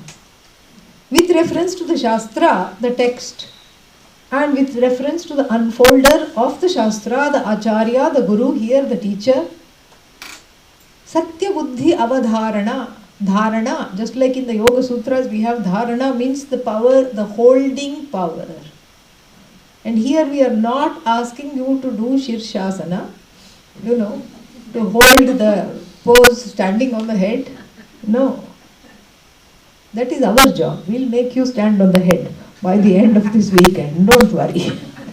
All the priorities will be now, later upright. Don't worry. It will be fine. But we're not asking you to stand on the head. What are we trying to do? We're asking you to hold the openness. That holding power to hold the openness till when? Avagati paryantam. Till the avagati, till the understanding takes place. I have to hold this openness. That is the dharana. It's an internal holding power. Whenever doubts come, I dispel them with the help of question answers. That's why we always have space for questions and answers. I take the steps to dispel the doubt. I take the steps to, mentate. Sometimes the doubts cannot be immediately dispelled. 3 days later, standing under the shower, aha! Why shower? Because some blood to the brain. Blood circulation to the brain increases and certain things become very evident in time. So this Shraddha is of, the utmost importance. And it is with reference to the Shastra, I have an open mind. It is with reference to the wielder of the Shastra, the teacher here, the words of the teacher, I have an open mind. And this openness is held, this place is held, an attitude of devoted receptivity is held till the knowledge takes place. And this is what is called Shraddha. Because the Veda is a light that is shown on the nature of the eye, without which the eye cannot be understood. This is that's what is the meaning of the word pramana. Pramayaha karanam pramanam. It's a means of knowledge. Just like you have eyes, you have ears, you have the sense of touch. And it's very easy to have Shraddha because it's an automatic Shraddha with regard to the organs of direct perception. You don't have to manufacture the Shraddha. You don't have to tell, I saw it with my own eyes, therefore I should believe my eyes. Oh no, I'm not believing my eyes, what should I do? You never are in that situation. You automatically say, yes, I saw it with my own eyes. That's why in all crime situations, eyewitness account is the most, given the most weightage. Otherwise, if you just say, oh, I think he did it, nobody's going to listen to that. Why do you think he did it? Well, because he looks to be a murderer. You can't, that's not a defense. But I saw him do it. That will send the fellow to jail for the rest of his life. That's what it is. The eyewitness means what? That is, that is revered. Not only is it a means of knowledge, it is revered by oneself as a means of knowledge. It is revered by the whole society as a means of knowledge. It's undisputed. If there is a form and if there is a color that needs to be known, it is through the eyes alone. It's undisputed. And so too with the ears. I heard it with my own ears. How can you say you didn't say that? You were saying bad things about me. No, I was not. I heard it. Oh, I didn't know you were there. That's why I said it. So, I heard it. So, you see, this is, there is the Shraddha connected to the means of knowledge, which is automatic. Why? Because the Aham, the I, who is the Pramata, the knower, is operating these means of knowledges. But with regard to the Shastra, seeing the Shastra as a means of knowledge, even though we keep saying, please regard the Shastra with the same attitude that you regard your eyes, it is easier than said than done. Eyes are eyes, Shastra is, it's there. I can't have the same attitude because it is not born naturally.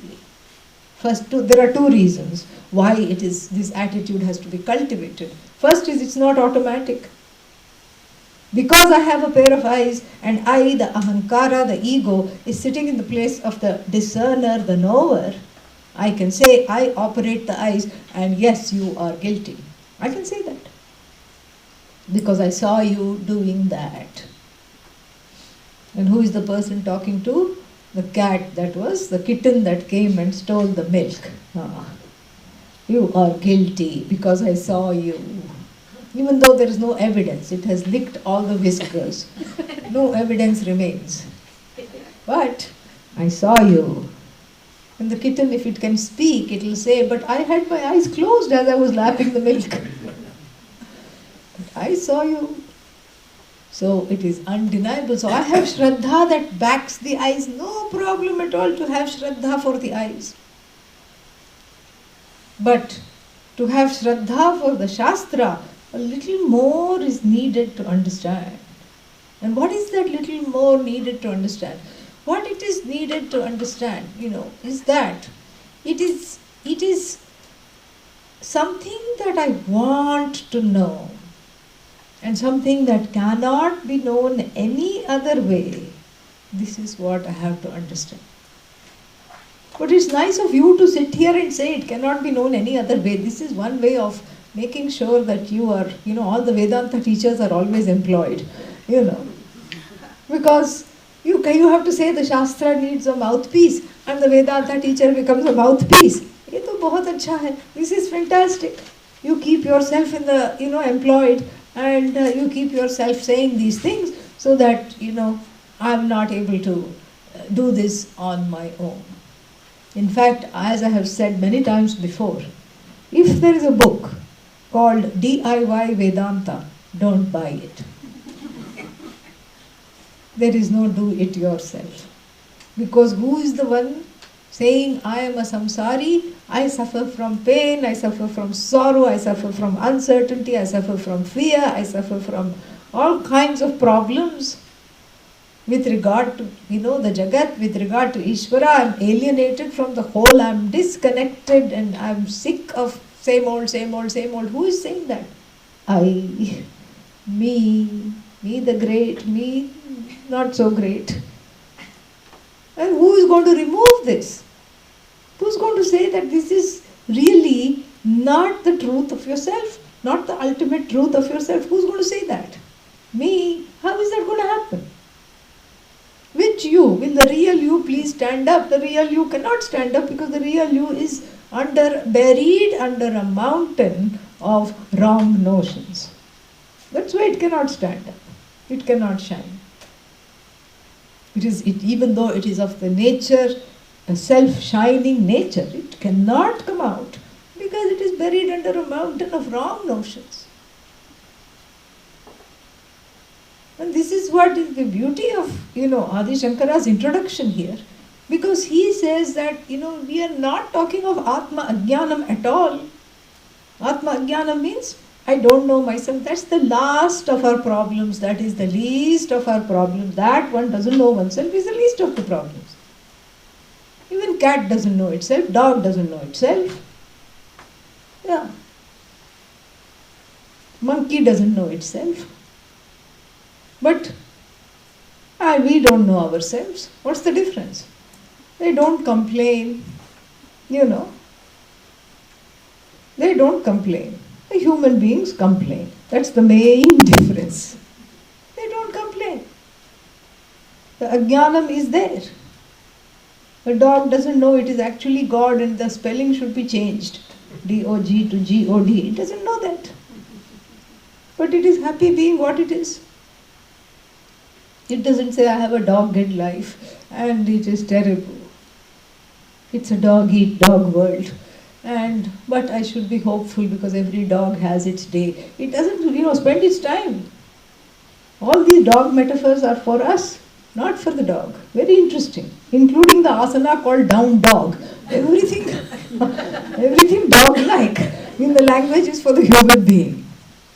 This is what it is. The dog is fine.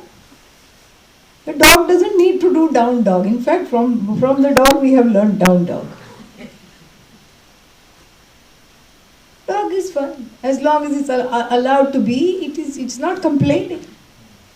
Whereas the human being is the huge list of all kinds of problems.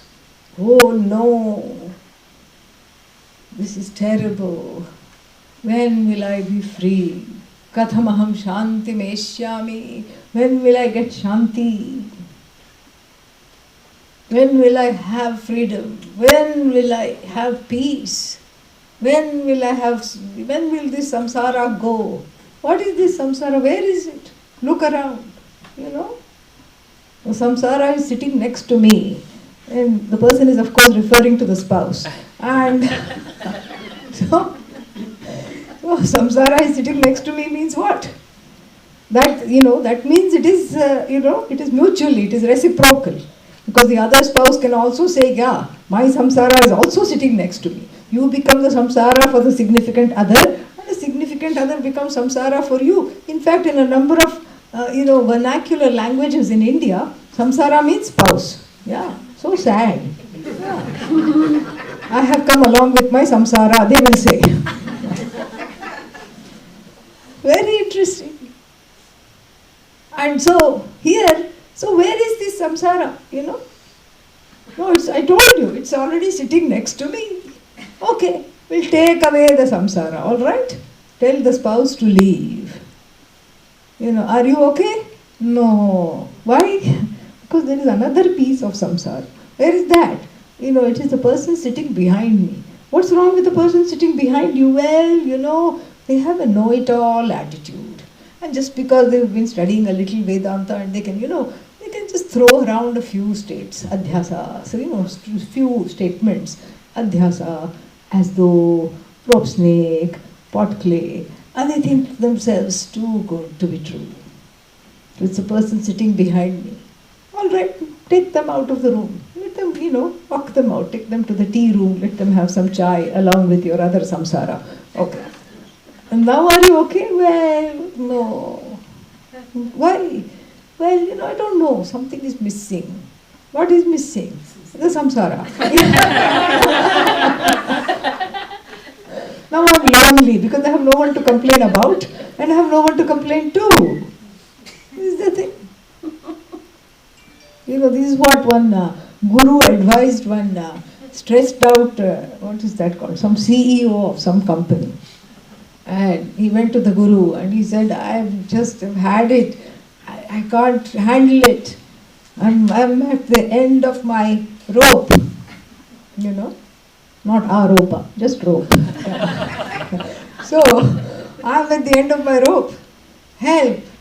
And the guru said, what's the problem? No, I'm managing 5 companies and so many things and everything, and I'm not having enough time to spend with anybody, and my life is a mess, and this particular venture is almost gone, and the other one is a failure, and in the third company people are not getting along, and it's just a mess.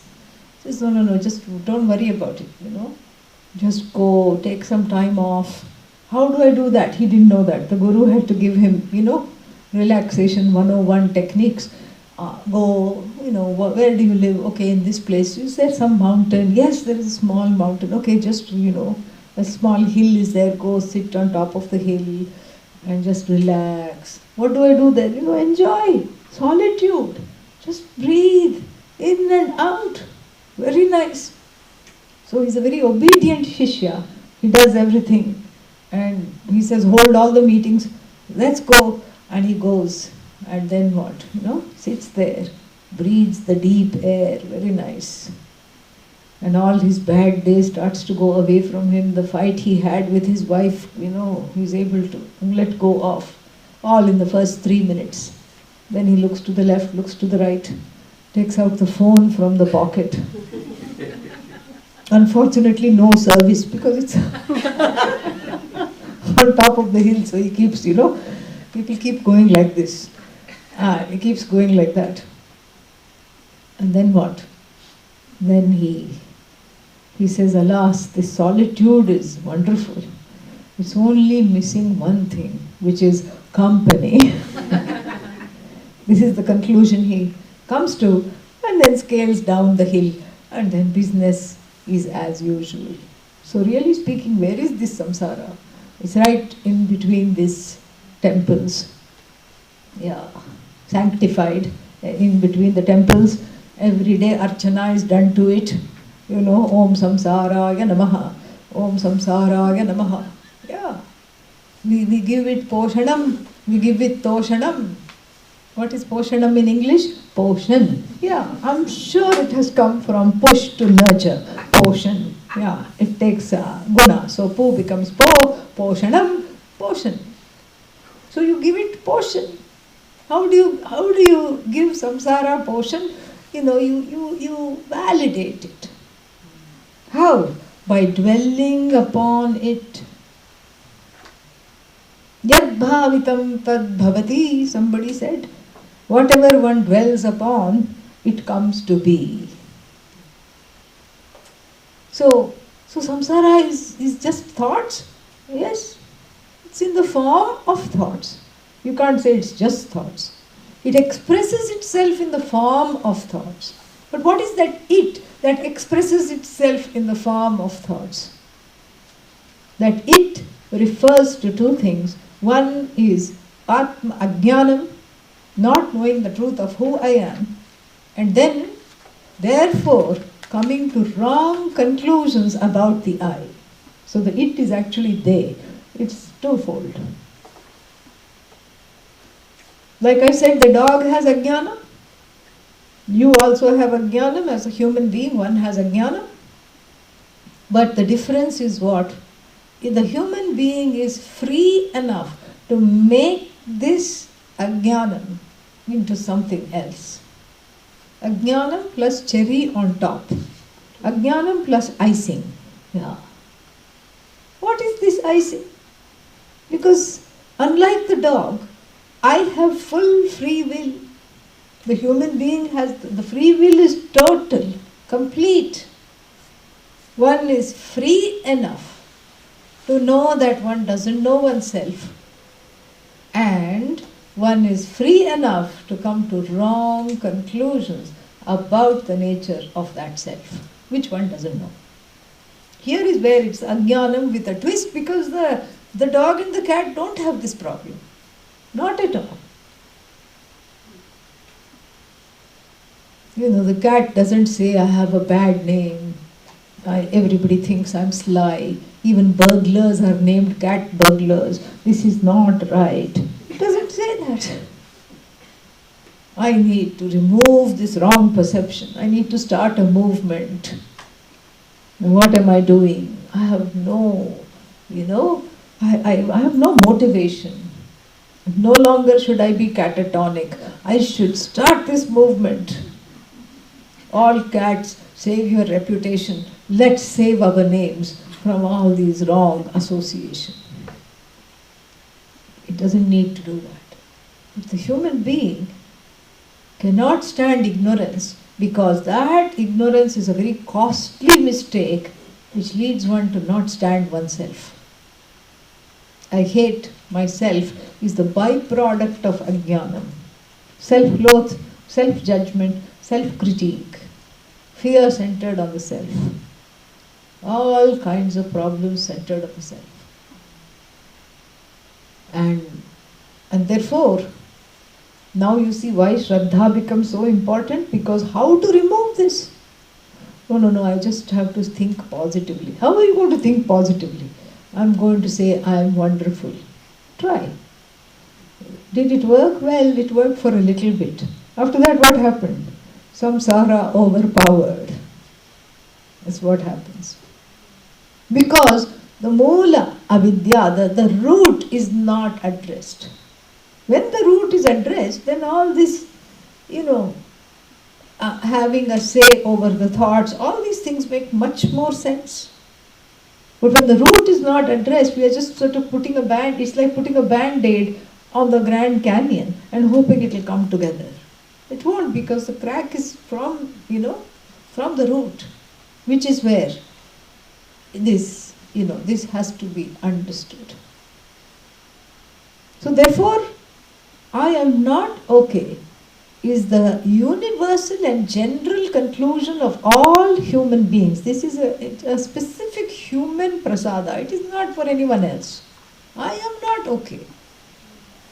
And then of course, a few other people are there, because you're not just, a vacuum. You're not sitting on a mountain like the meditating CEO, the meditating magnate. You're not sitting on a mountain. You're in the Jagat.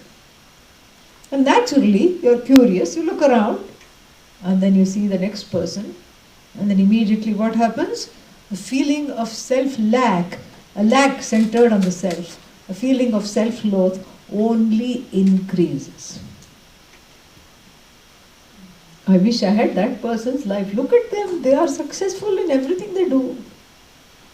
And then you just have to go and live in that person's house for 2 hours, enough. And then you will see that how they feel is actually worse than how you feel. And so therefore what? Therefore this ajnanam, which is now, to drop another Sanskrit phrase, it is anyatha jnanam, ayatha jnanam. It is wrong knowledge. It's a misperception or a missed perception. It's a very costly missed take. Because I don't know what to understand of myself, therefore I come to the wrong understanding. And this wrong understanding is very, very costly, because that is where samsara is. If you want to locate samsara, it's in wrong perception is equal to samsara. There is no samsara floating around that you can pinpoint, catch hold of and blame for all the woes.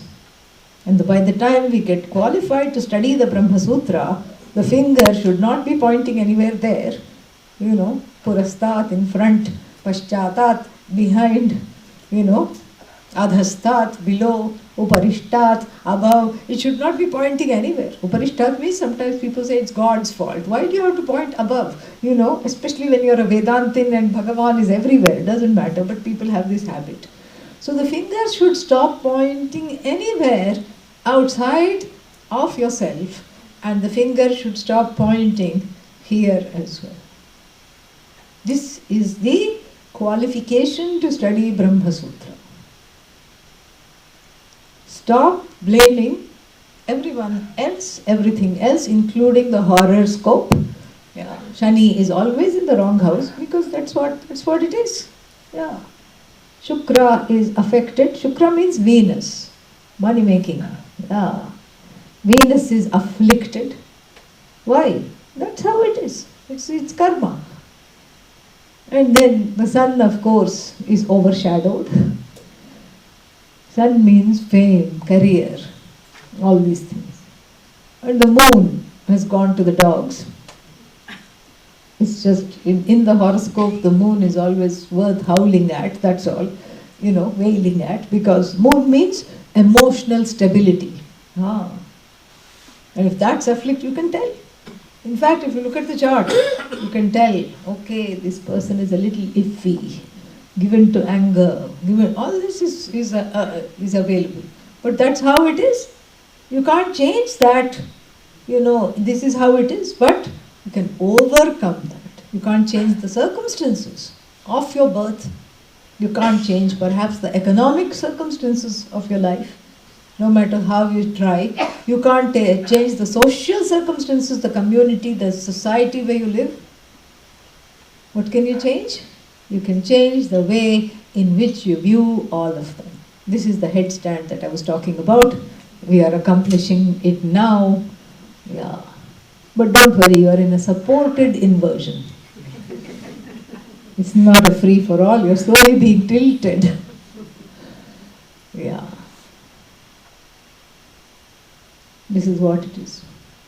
So, therefore you see the state of affairs is such that When one is constantly blaming the circumstances, including the, Ishvara, and constantly blaming oneself, there is an impasse.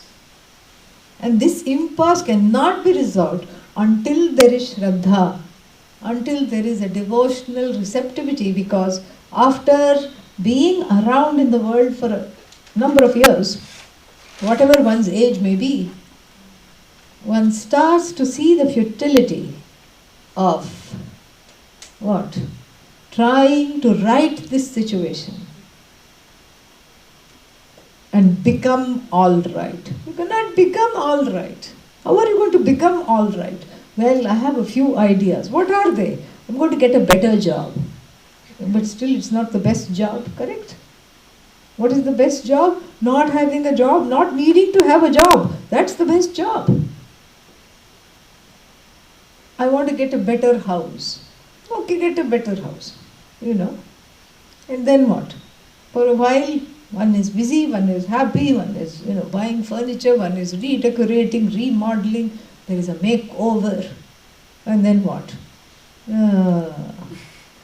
I want something else. What shall I do now? Got a job, got a house, okay. What is next? Get married. Oh, yippee. Okay. That's fine, let me get married. And then what? That's why it's called honeymoon period. Yeah. After that, what happens? One has to start spending,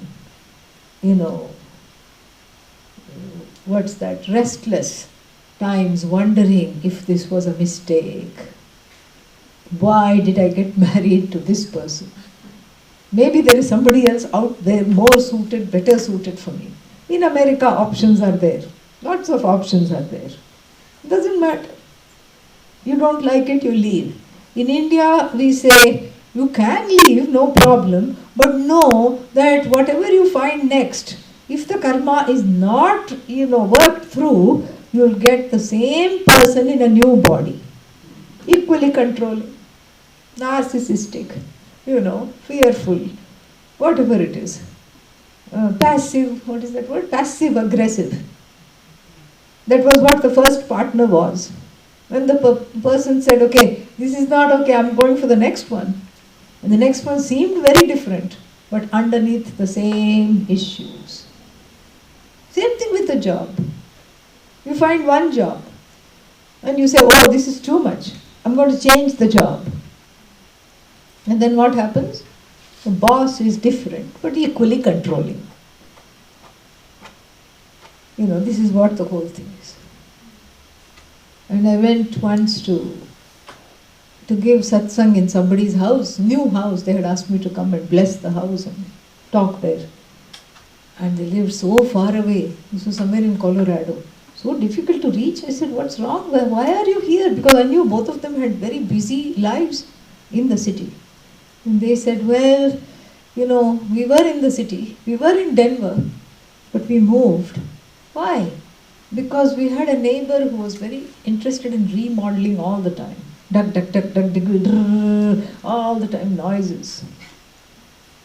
Drill, hammer.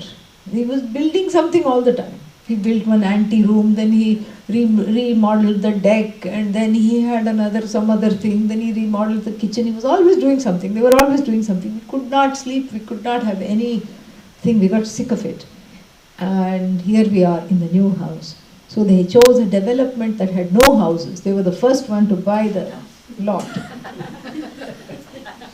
And then I said, how is it working out for you? Then their sweet faces were overshadowed with a sad burden.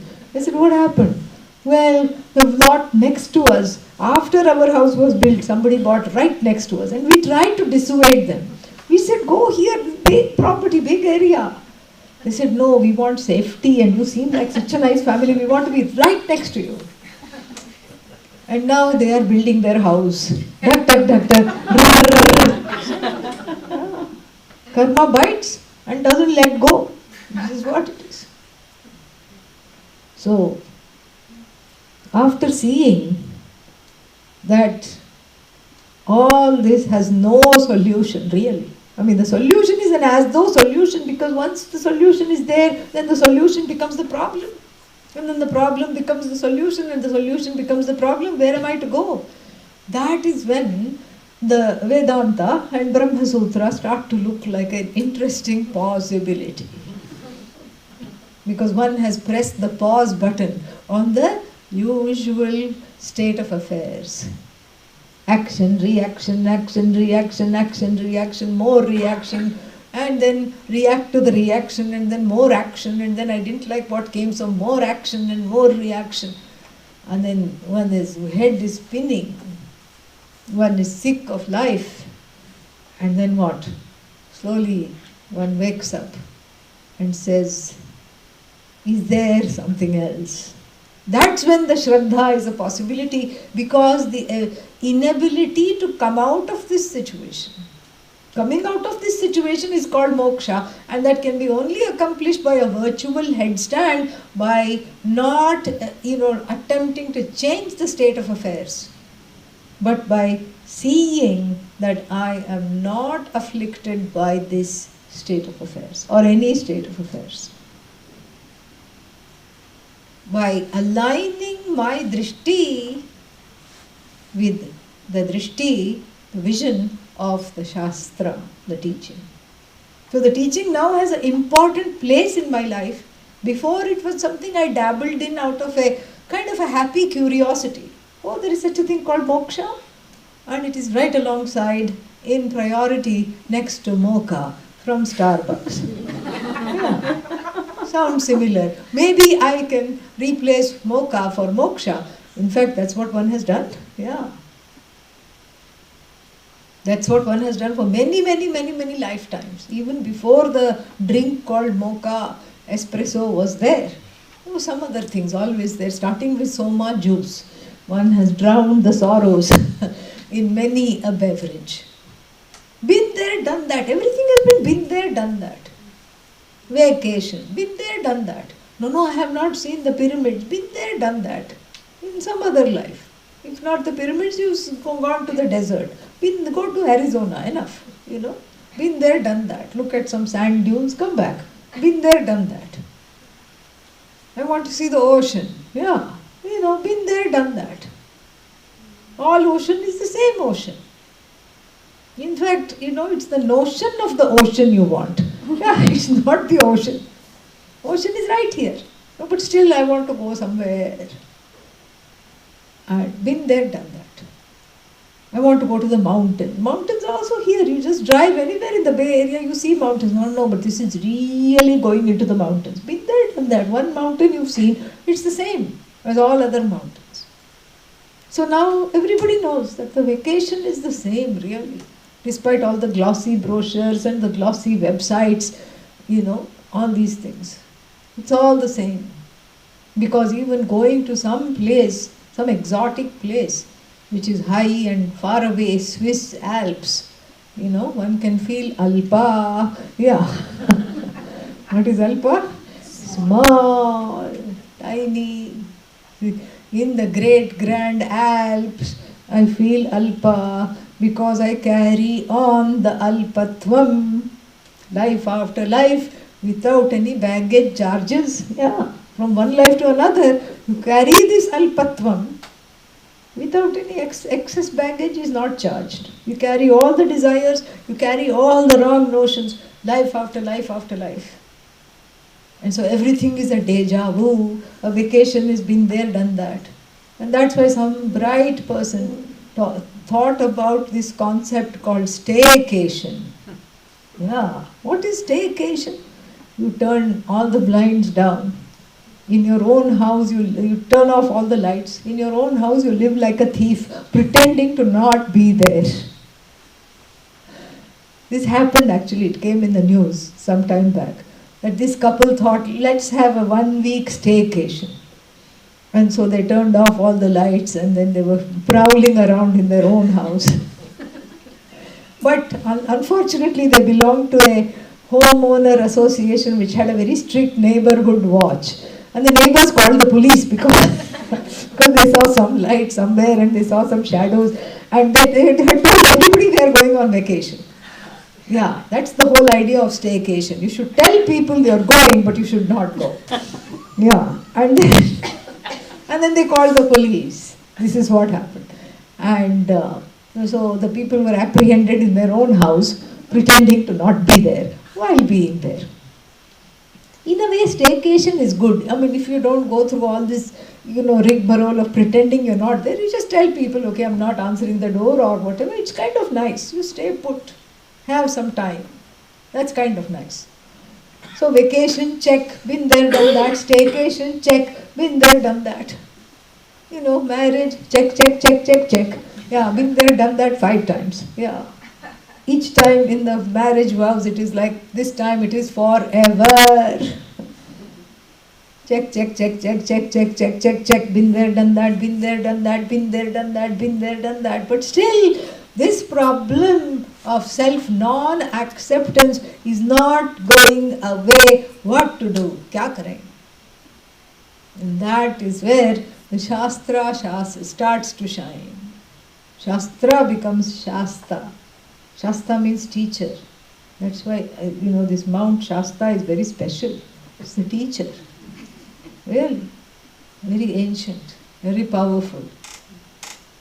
A group of us did an interfaith yajna along with Native Americans there, near Mount Shasta. It was a wonderful, very phenomenal, to do that. Very, very nice.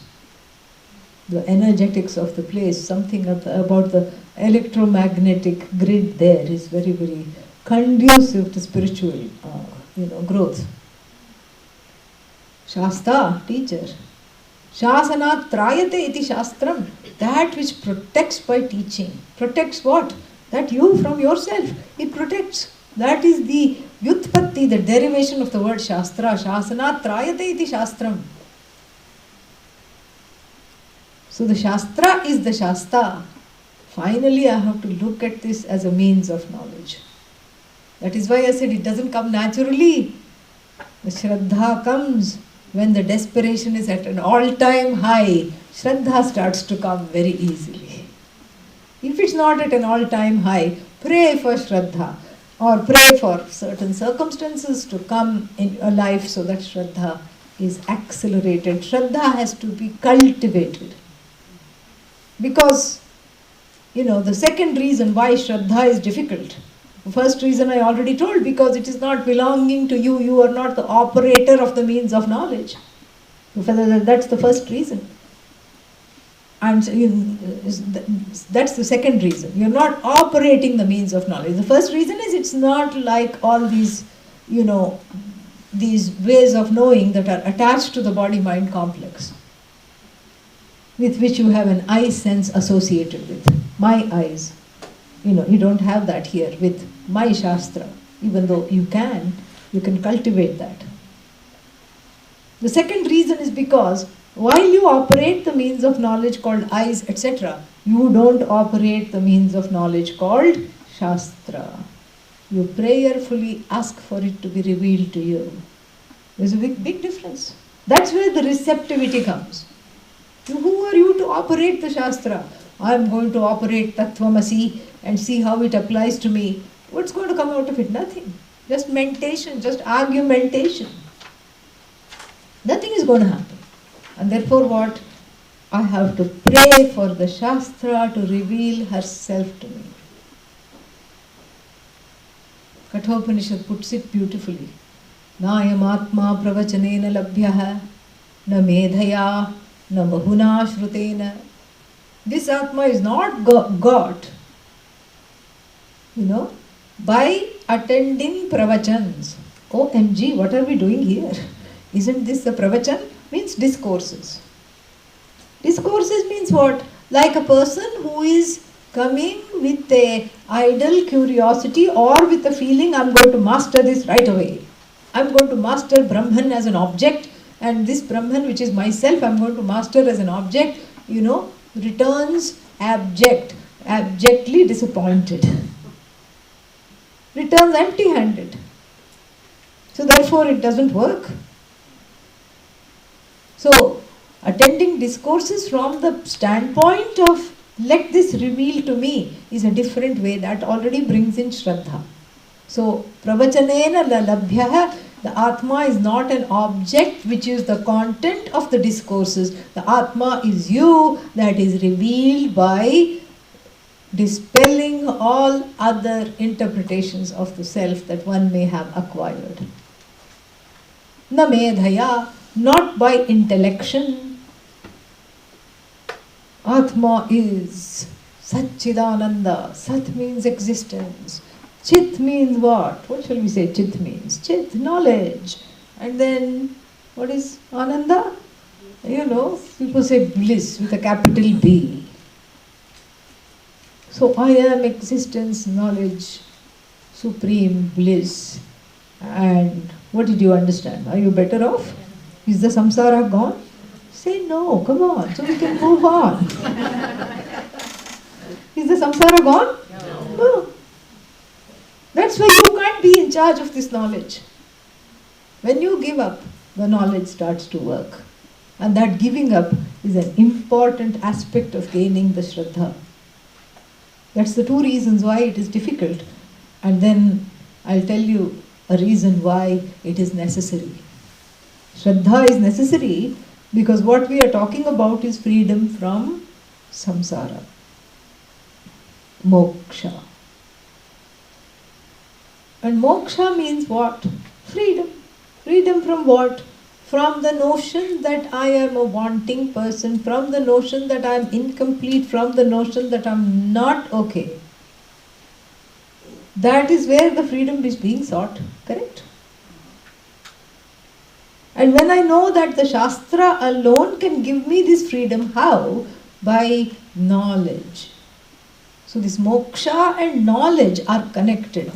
I'll talk about that more tomorrow. Moksha and knowledge are intimately connected. Because you have tried moksha via mocha. It doesn't work. Then you can tell people I had moksha for 5 minutes until I drank the foamy beverage. After that what? All the bubbles finished. Everything is bubbles, including something new that has come, bubble tea. Yeah. I suppose it's some kind of sabudana, I'm told. So it's all, everything is bubbly. The only thing is they burst, they are finite. Here I want the infinite. And that infinite is infinitely connected to the Shastra, intimately connected to the Shastra, because this freedom is not something manufactured. It is what? It is prasada of jnanam. Why? Because that which is manufactured falls apart. Anything put together falls apart. There was a time that it was not, there was a time it's going to be not. Any product is like that. Adavante yan nasti varthamane pi tat tatha. Adav nasti. Meaning in the beginning something was not there. Before it was manufactured. Correct? Ante, let's take a cup. So you got a nice cup. You have to make, since it's an imaginary cup, you can afford to be fanciful and generous. Bone china cup. Why bone china cup? Because both the bones and the china are very thin and subject to osteoporosis. Bone china cup with nice etchings and gold paint, all these things. Correct? Before it was made, was it there? Say no, come on. No. I have to tell the answer and still it doesn't come. So, was it there before it was made? No. And then let's say you are presenting the bone china cup to someone special for their birthday. And you say, oh, I got it just for you. And you can't wait till they unwrap it, so you unwrap it for them. And then you present it. Oops!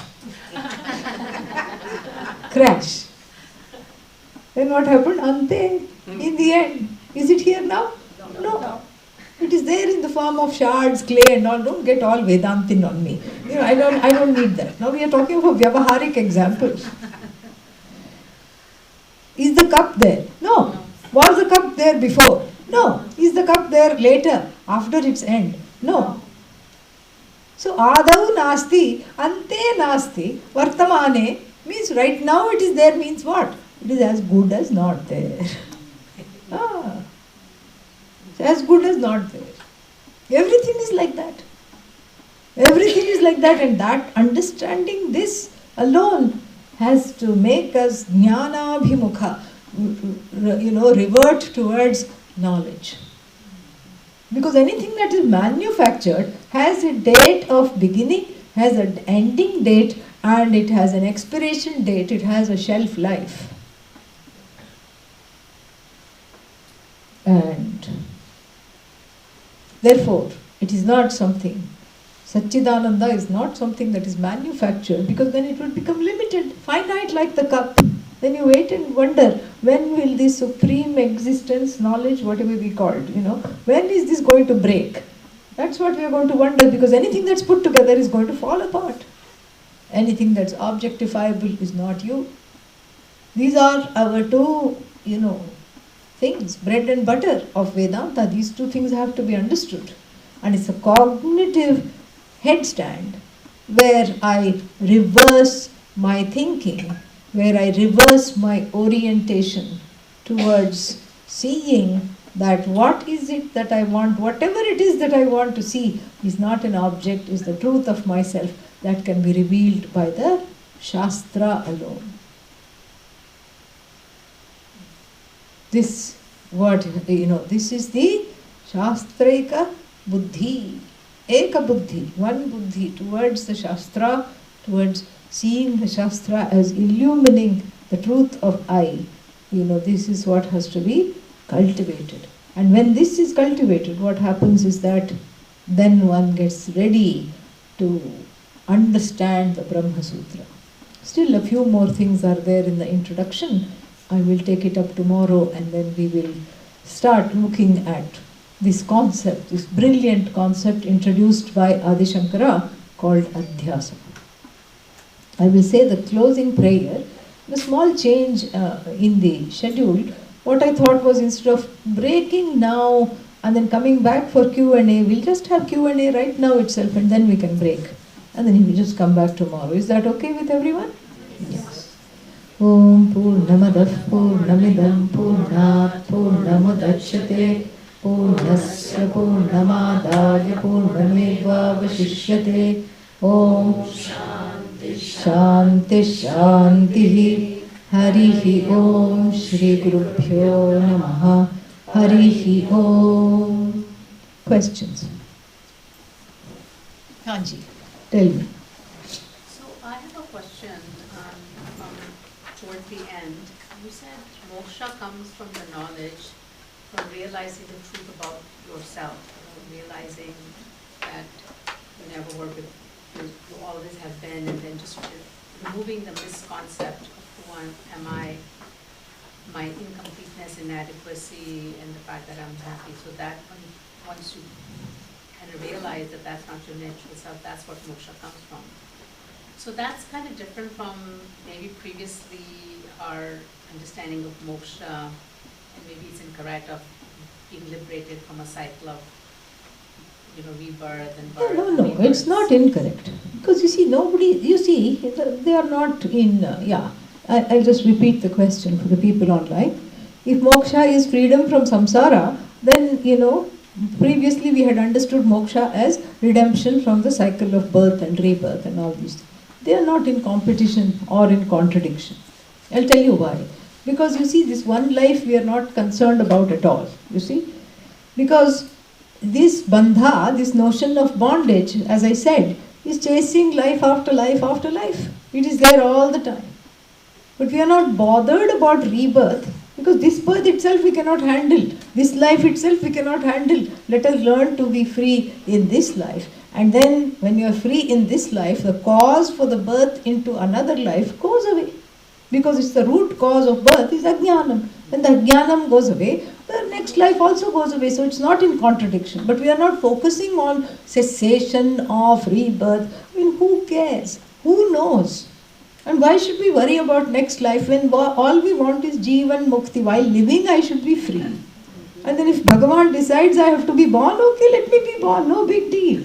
I'm not focused on this, and there should be no pressure. This has to be my last birth. That means every single week for Vedanta I have to sit and attend, and in the meantime I'm a basket case because I forgot to have fun. Yeah.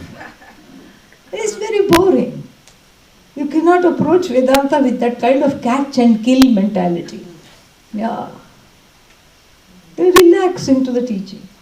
And what right now is what we need. Right now. That's all. The secret of this whole thing is right now. And right now, are you worried about the next birth? Yes, I am. Why? Because I don't know if I'll be a crow or not. Yeah. If you're a crow, crow about it. Great. No problem. Yeah. Crows are very intelligent. Nothing wrong in being a crow. Yeah, they're very intelligent. They know how to sit on the signal, and then throw walnuts in front of the incoming car, and so that the car cracks the walnut, and then they swoop down and then pick the walnut. There's a video on that. Yeah. Crows are I'm coming to you. Yeah. Crows are extremely intelligent. And we hear that in heaven crows are white. So you see, you have a choice. Shastra says. And there's one more thing about the crow. The ignominious crow. Who knew that we had so much to crow about the crow? And in heaven, crows have teeth. Why, don't ask. But supposedly they are white. They also come in white color. And they also have teeth. So you can have your choice. No problem. So we don't worry about the next life. We are, that's why Jivan Mukta is important, because this is, right now you have what is called a human body. Right now you have a human mind. And right here, right now, is this notion of bondage that is being dogging one since many, many lifetimes. And right now the freedom is possible. Why? Because the Shastra is here, the teacher is here, the text is here. Opportunity to study is here, the opportunity to let go of samsara is right now. So that's where we are. Okay? Is that clearer? Yeah. Fantastic. Wait, yes. So I'm just wondering if moksha is the only alternative. Is there a third alternative? Like what? Mocha. What are other alternatives to moksha? Like what? I don't know. I mean, in this sense, we are saying that we have this set of issues. Yes. And it sounds like an escape in this sense. Moksha sounds like an escape? It could be viewed that way. I'm just thinking that is that automatic, axiomatic, that is the only answer to that problem. Well, I don't see what other possibilities there may be. Because if the problem is that I cannot accept, if non-acceptance is the problem, then what is the resolution? Self-acceptance. That is moksha. If this moksha has to be understood properly, it's not something that is manufactured. It is in keeping with the human aspirations. And I have not gotten to that because we took the first hour explaining all the prayers, which are important. Because this is a traditional way of teaching. And so, we take time with that, we don't gloss over things, and so the prayers were important, so I took the time to explain the prayers. But really speaking, moksha means what? Self-acceptance. You have to understand what this moksha is. And really, it's not one of the purusharthas. Tomorrow I'll be talking about that. Even though we say there are 4 purusharthas, because everything else has been tried. Dharma, artha, kama has been tried, and when all of them are not there and not helping, then only moksha comes into the picture. So moksha means self-acceptance. Moksha means I'm okay with myself. And that's the resolution for I'm not okay with myself. It seems to be a logical thing. It's not some manufactured thing that is being put upon as, it's like supposing you go to the, some party, to the end of the party, and all the nice things are over, correct? Only casserole is left, and everything else is over, and so so then there is a stuti, an extolation of the mundane casserole. Oh, it's the best casserole in the whole world. You better eat it. We're not trying to sell moksha here. We are not trying to sell anything. It is just how it is. What is the problem? The problem is that I don't like myself. I don't see myself as acceptable. What is the solution? Look into the mirror that sees yourself as acceptable. That is the solution. Because the self happens to be acceptable, and you know that. You know that because in sleep there is no non-acceptance. In sleep, no non-acceptance is there. When you hear a joke, there is no non-acceptance. You are able to laugh despite all the problems. You are able to laugh. You are able to be happy. The credit card debts are gone when you are able to laugh, and all the fears are gone. All the self-loath is gone for that moment. That shows that this is, there is a doubt whether this freedom, is this moksha is my nature or bandha is my nature. Okay, we can entertain that doubt. Is bondage my nature or is freedom my nature? If bondage is my nature, I should be okay with it. Are you okay feeling bound? Don't scare me, say no quickly. Are you okay feeling bound? No, absolutely not. The whole idea is revolting. And so therefore what?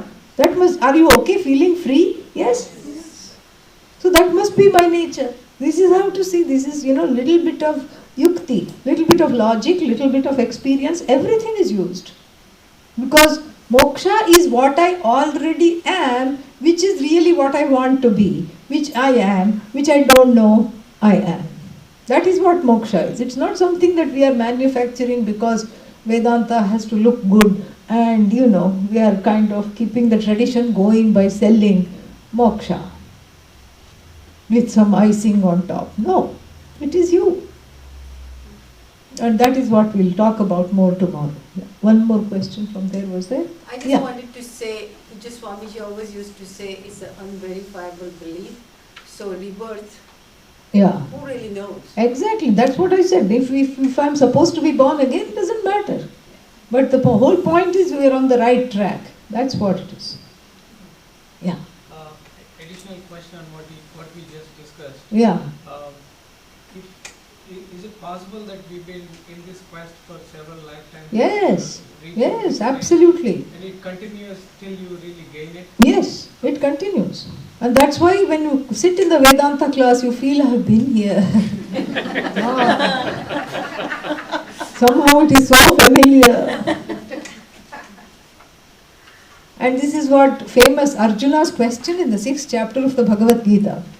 Ayatihi shraddhayopetah yogat chalitamanasaha kangatim krishna gacchati chinnabhram iva nashyati kim.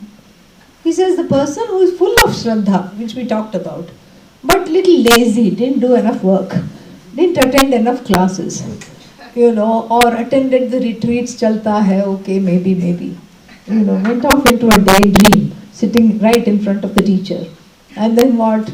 So, somehow who slipped the path of yoga, kam gatim krishna gacchati. Where will that person go? Will he or she, will this jiva, like the fog, dissipate, like a cloud, just dissipate? All the work done in this lifetime. Half-hearted, no doubt, but still Vedanta was a very important possibility for me. And then here I have given up this body, and then I have to start A for Atma, B for Brahman, C for Chit, D for Dharma, A for E for Eshana. We don't have F, we have PH, Phalam, Karma Phalam. We'll have to start from ABCD onwards. And Krishna says no. Prapya punyachitam loka ushitva shashvati samaha शुचीनां श्रीमतां गेहे योगभ्रष्टः अभिजायते अथवा योगिनामेव कुले भवति धीमताम्. That jiva is born to, in a house, in a conducive place, where this jiva, this baby, when it is reborn, it learns the Vedas or Veda-like situations, or its parents are also going to the classes. So it learns to go to the classes. Maybe not at young age. Later on it will pick up the thread or the baby is born, the jiva is born in the form of a baby to jnanis or near jnanis. And so you don't lose the thread, you pick it up. Somehow the pull of this knowledge, because the knowledge is in keeping with the human aspiration, it pulls you back to where you belong, which is right here, right now. It pulls you back. One is like a moksha hound. You know, greyhound, bloodhound. Yeah, we are all moksha hounds. Once you sniff, you get a whiff of it. And then the heart doesn't rest until you pursue it all the way. And we are not worried about, previous life and all. Let it take a few lifetimes. What's the rush? Yeah, what's the rush? Relax and listen. That's what is important. No pressure that I have to have it by the end of this weekend. That's a lot of pressure.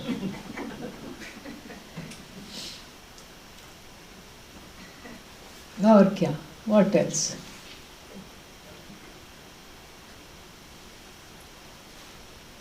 Okay, we will see tomorrow. Om Shanti Shanti Shanti.